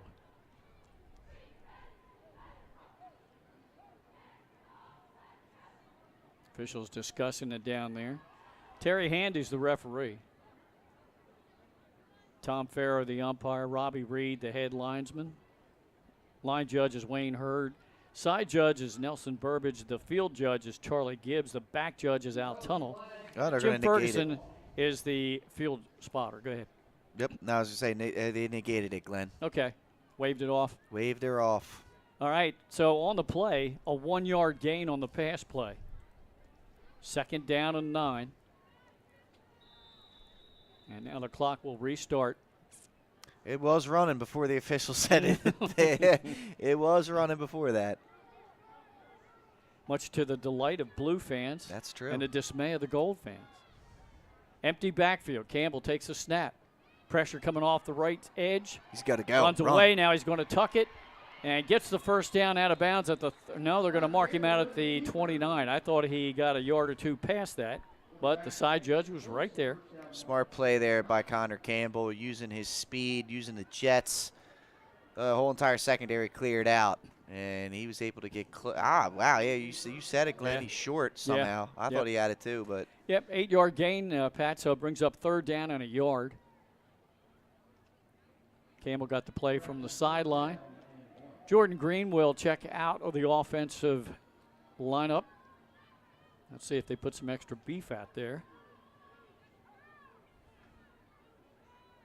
Yeah, we got a tight end on the right edge and a wing in Uchukwu. Coombs one-on-one down here. It's a play-action fake. Campbell takes it himself. Stiff arms a defender. What a one-on-one tackle made by Kyler Weaver from Laurel. Weaver he shot out of a cannon there, Glenn. Read the play fake, came right up. Campbell had nowhere to go. It was just a great pursuit angle and a chop down. I got to tell you, so far in this ball game, Pat, I give my Gold defensive MVP to the Laurel team. Yeah, seriously. We've been mentioning Laurel players defensively the whole game. No, it's been a tremendous job by that unit out there. Whether it be Parker Cannon has made a few plays. The aforementioned Brock Connor, they're making play, or not Brock Connor. Who was that right there? 30. There's a low snap again. Pass out. That is almost picked off. That was what they needed. Yeah, it was incomplete. So taking over on downs at their own 30 will be the Gold.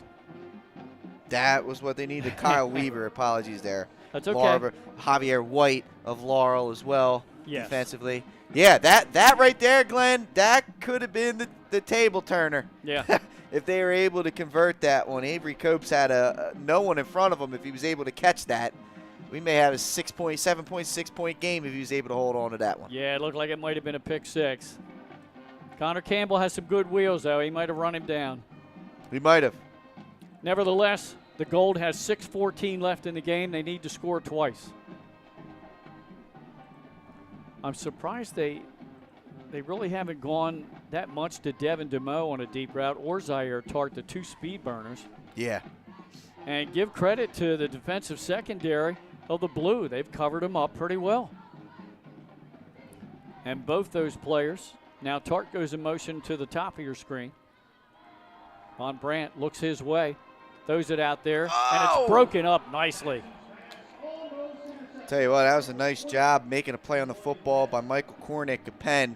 He came up, put the foot in the ground, drove up on that football, nearly picked that one off. That would have been a pick six. Wasn't anybody in front of him. Incomplete pass stops the clock with 6:10 to go. I'd like to see Saxon put a little bit more zip on that football. Don't let that thing float out there as much. Don't let that secondary be able to recover. They get the play from the sideline. DeMoe and Tart again will line up to the bottom of your screen.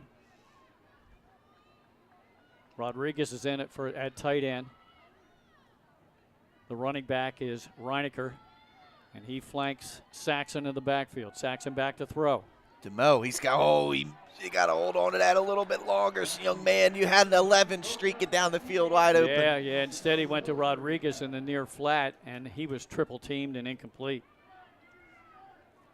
Just missed it there. They had that.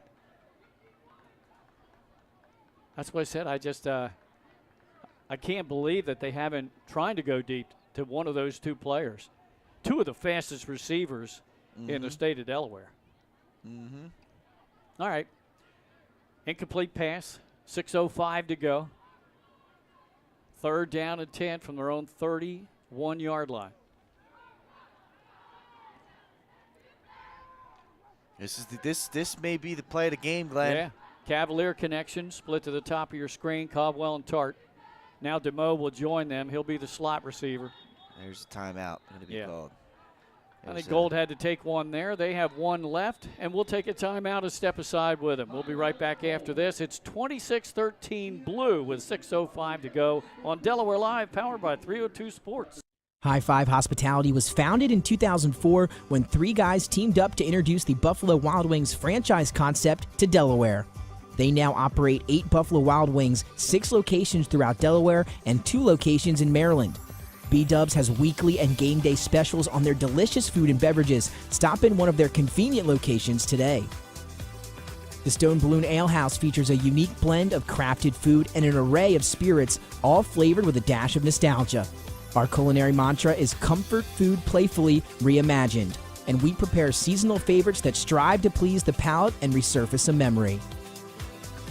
Limestone Barbecue, from our mouth-watering Texas-style brisket, fall off the... All right, we're back out of the Gold timeout. Trips to the top of your screen. Von Brandt back to pass, steps up in the pocket. He's got to run with it. He's tripped up and he'll go down for a loss, and it'll be 4th and long. Is that Coombs in there, or was that? Let's see, that was once again 55. Devon Lum. He's been tremendous today for Blue, defensively. All right, this might be the ball game with 5:40 to go. 4th down and 12. Now back at the 29. So they're going to punt. The Gold is going to punt the ball. They're going to bring the punt unit out. Look out for the fake. Yes. Look out for the fake. Gardner can run with it. So you got Rodriguez as the up man. He can throw too. And Gardner back deep. Looks like DeMoe's going to come off. Did they got too many men on the field here? No, I think they're just switching sides. Yeah. There's the snap. It's a high one. He's going to punt it. It's away. Wow. Taken on the fly at the 40-yard line. Uchukwu, it gets up to midfield on the return. A 10-yard return. 5:03 to go. And the Blue with a 13-point advantage. Yeah, I got to be honest with you. I'm a little bit surprised by that. Me too. A little bit surprised by that. But, again, opportunity. A stop is needed, a quick stop here by the Gold team. Yeah. If they want to have a chance. Once again, our thanks to the DFRC Board of Trustees, all the volunteers here, and the Executive Director, Jada Little.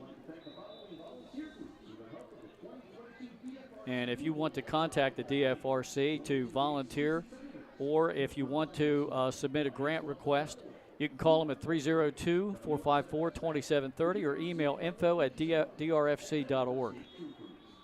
That's DFRC.org. And put in the subject line, grant application request. And those have to be made by October 1st. They've raised over $6 million in the 66 years of this event. That is awesome. Again, I mean, this is a first-class event, first-class organization. That's big time. That's a big-time number, Glenn. 2-yard loss, second down and 12 for the Blue. Campbell in the gun, flanked by Devin Green. Back to pass. He steps up in the pocket, throws downfield, double coverage on the receiver, a little bump in there, and it's in and out of the hands of the intended receiver, incomplete. And that was Andre Metis from Brandywine. I guess the official's not calling anything there, just some incidental bumping. Just letting these young men play out there. Yep. I'm not too upset about that. No. Nate Waite of Cesar Rodney was out there on the coverage.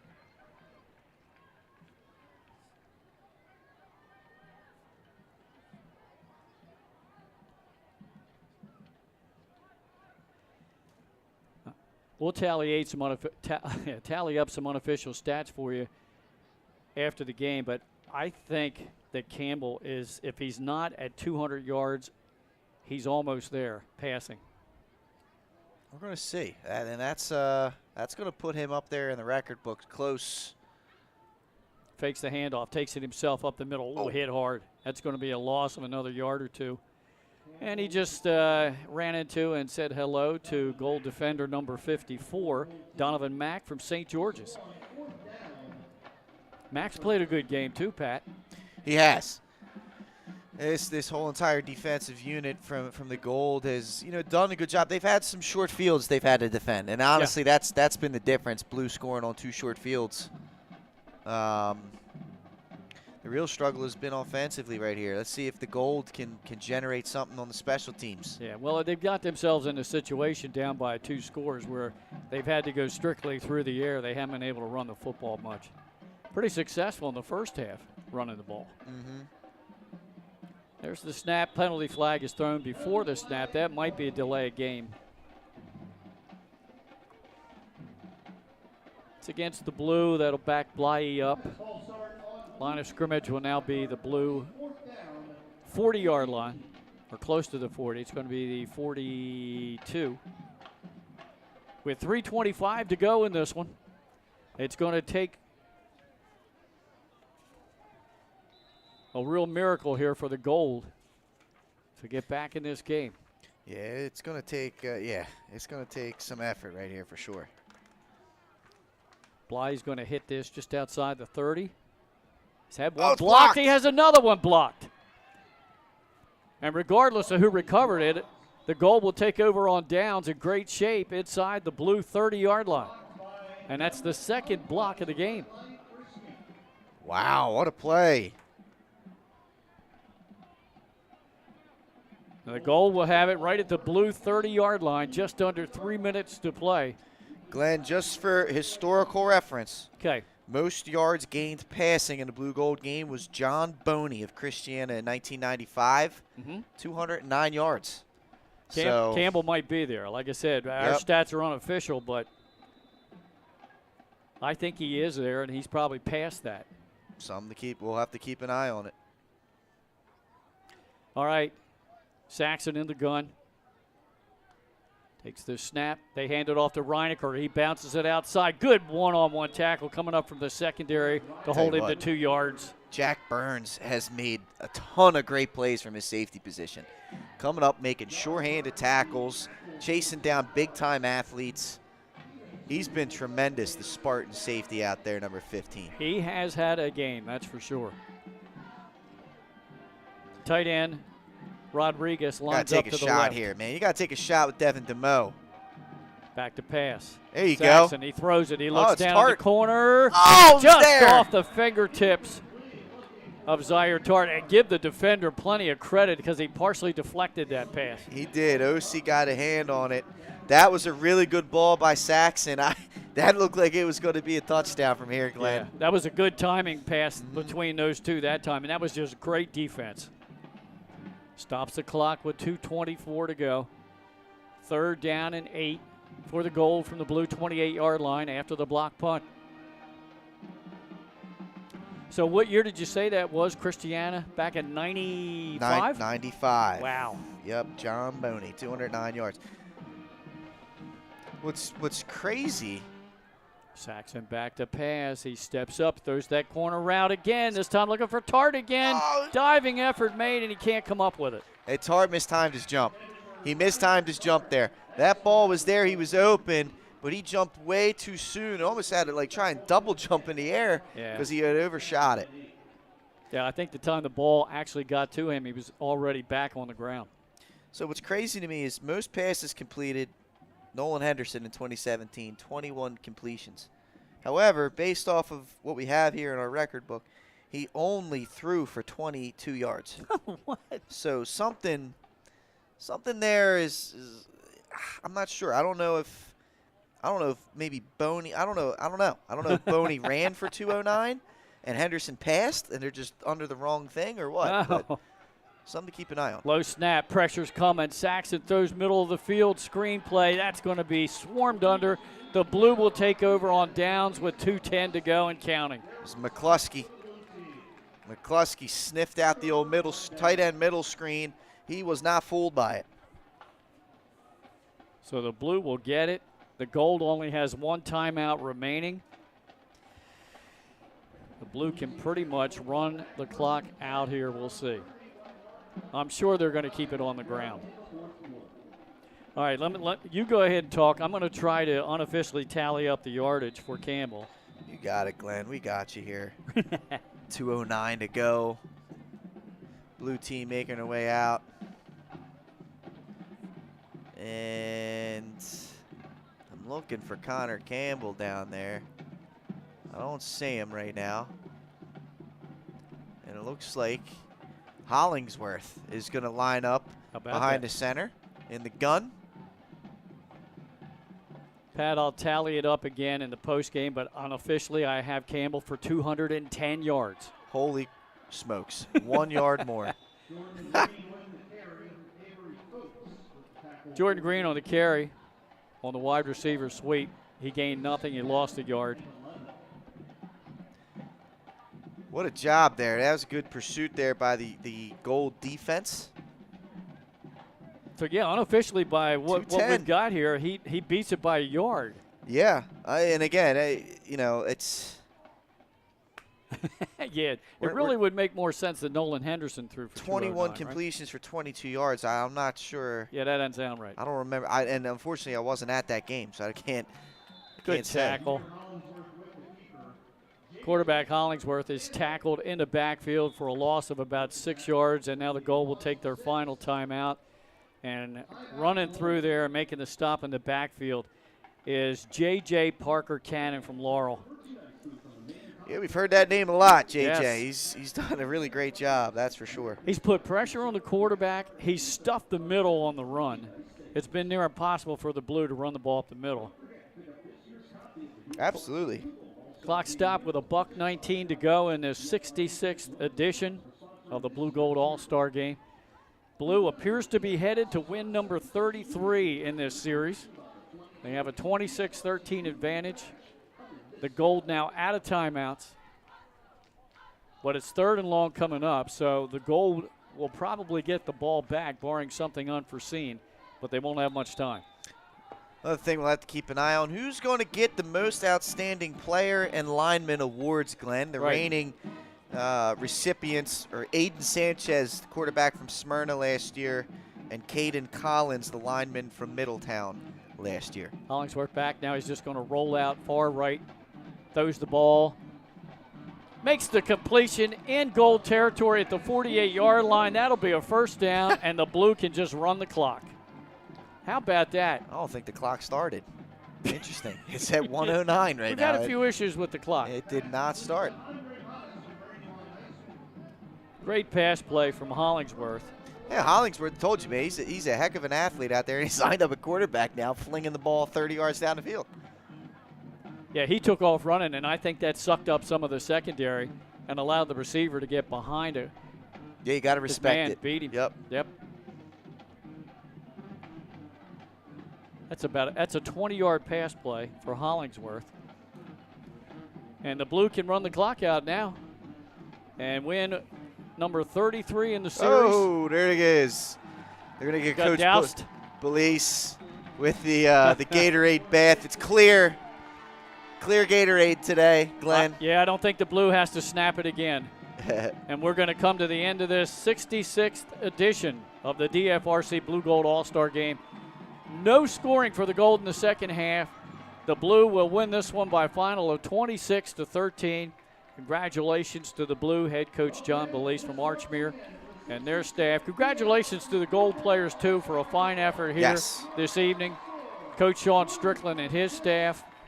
Everybody involved with the game. Clock still ticking down, under 5 seconds to go. And that'll be the end of it.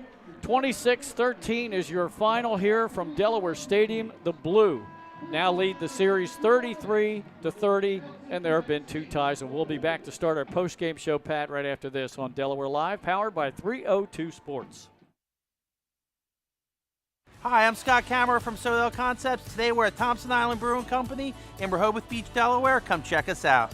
Located in the Rehoboth Gateway next to Blue Coast Rehoboth, Thompson Island will follow the Sodell tradition of serving beautiful, simple food that will pair perfectly with our fresh homemade beer.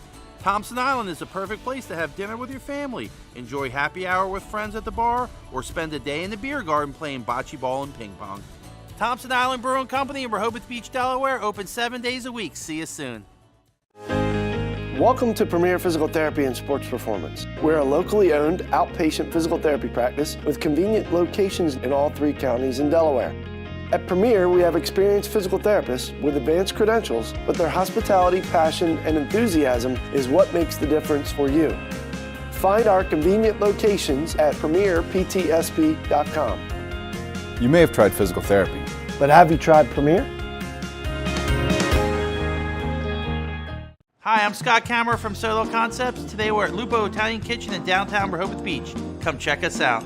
Located inside the Hotel Rehoboth, Lupo serves coastal Italian cuisine with fresh pasta made in-house daily. Lupo features plenty of unique craft cocktails and an extensive award-winning all-Italian wine list. Popular dishes include lobster bucatini, veal meatballs, grilled swordfish, and eggplant parmesan. Lupo Italian Kitchen on Rehoboth Avenue, serving happy hour daily and dinner 7 days a week. See you soon.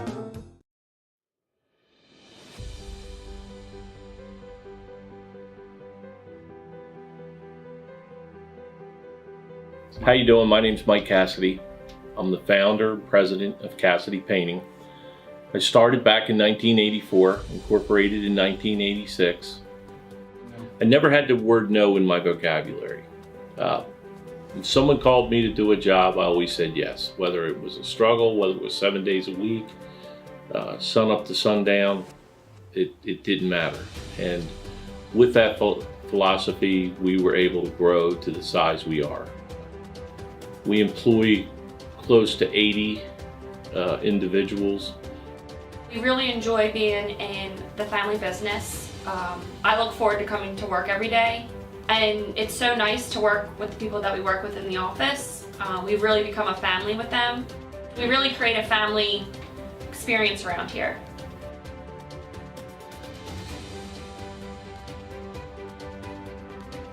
And Cassidy Painting is a very diversified company. We don't say no to anything. We deal with everything from epoxy floors to painting buildings to spray foam insulation, spray fireproofing. If it deals with a coating, we can handle it. So when our customers call and they're under the gun and they know the need to get a job done, they know who to call because we perform. We've always been performed. We've never been replaced out of 37 years of business. For any of your painting needs, we can handle it.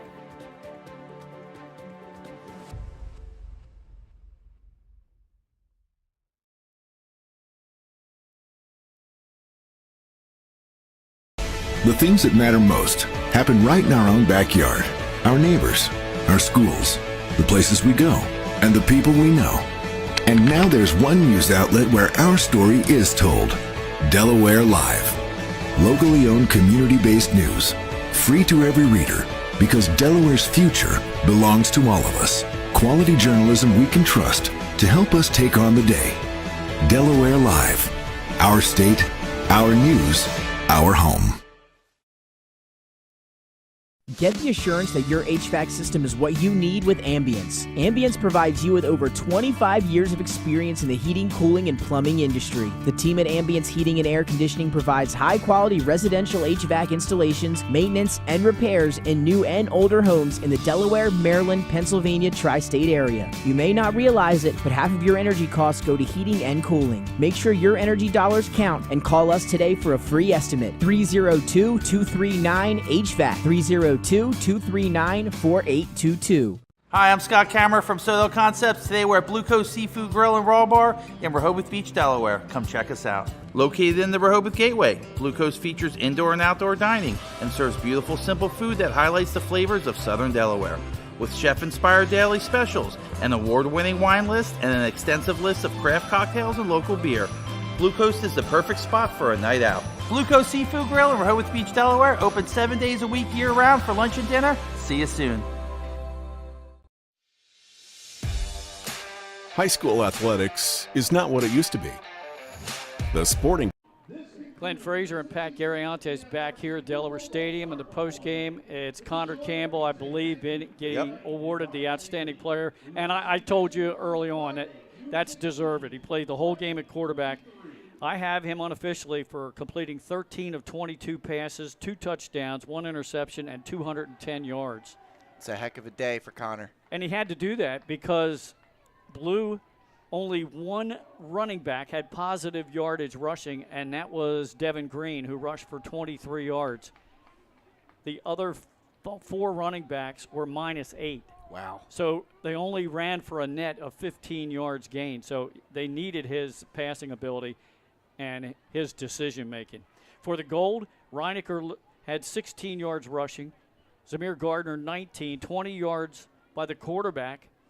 20 by Brock Connor from CR, 12 by Von Brandt, 16 by Reinecker, 2 by Tart, and a negative yard for Saxon. Saxon was 7 out of 17 unofficially for just 10 yards. Von Brandt was 6 out of 18 for 120 yards and a touchdown. Yeah, it's just a tremendous day, and we do want to make note of the records we alluded to. Glenn, I know that you got some assistance from a friend of the broadcast here. Right. Thanks to Earl Biddle for sending some information in, but apparently is not correct in the Blue Gold official program. So Nolan Henderson from Smyrna played in the 2017 Blue Gold game, and he holds the state record. He completed 22 of 33 passes for 260 yards and 3 touchdowns. Right. So that 263 total yardage, it's probably flipped. He probably passed for 241 instead of rushed for 241, and then the record for rushing is at 209. So nonetheless, tremendous day here for Connor Campbell, whether he set the record or not. He's well deserving of that most outstanding player. He was the leader of this group, especially in the second half. He played a much cleaner second half, and the scoreboard reflected that. 13 points to 0. The Blue outscoring the Gold after the break. That's right. He was the difference maker. Let's run down the scoring plays in the second half. There were 2. With 28 seconds to go in the third, Blue on a 55-yard touchdown pass from Connor Campbell to Coombs. The kick was good. That made it 20-13. And then with just under 9 minutes to go in the game, a 19-yard touchdown pass from Campbell to Hollingsworth. Conversion failed, and that made the final 26-13. As once again, the Blue now leads the series 33-30, and there have been 2 ties. Any final comments from you? Just, again, a tremendous honor to be able to come here and broadcast the game. Thanks to everybody involved for allowing us to get up here and bring this game to you. It's a great tradition within the state of Delaware. And, Glenn, obviously it's been a great year for us all here at Delaware Live. It's been a pleasure calling some games with you, working some games with you, as well as Mike on the camera, and Jason and Nick and Coach Bill Harmon, all those guys, Jason, as I said, Nick Halliday. We got a great team, man. It's been a great year throughout all sports, and this is a heck of a way to wrap up the high school sports season. It sure is, and the 2022 football season is just around the corner. It certainly is. Congratulations to all of the Delaware High School seniors in the game, the ambassadors, the band members, the cheerleaders, and, of course, the buddies. And the white cowboy hat by the touchdown blue. cap, That's the baby. touchdown cap. Yep. Yeah. Great touch. Our thanks once again to Jada Little, the executive director of the DFRC, to both coaching staff, Sean Strickland of the Gold and his staff, and John Belize of the Blue and his staff. For Mike Lang, Pat Gariantes, I'm Glenn Frazier. Once again, the final score of the 66th annual Blue Gold All-Star Game. The Blue victorious 26-13. Thanks for joining us on Delaware Live, powered by 302 Sports. The things that matter most happen right in our own backyard. Our neighbors, our schools, the places we go, and the people we know. And now there's one news outlet where our story is told. Delaware Live. Locally owned, community-based news. Free to every reader, because Delaware's future belongs to all of us. Quality journalism we can trust to help us take on the day. Delaware Live. Our state,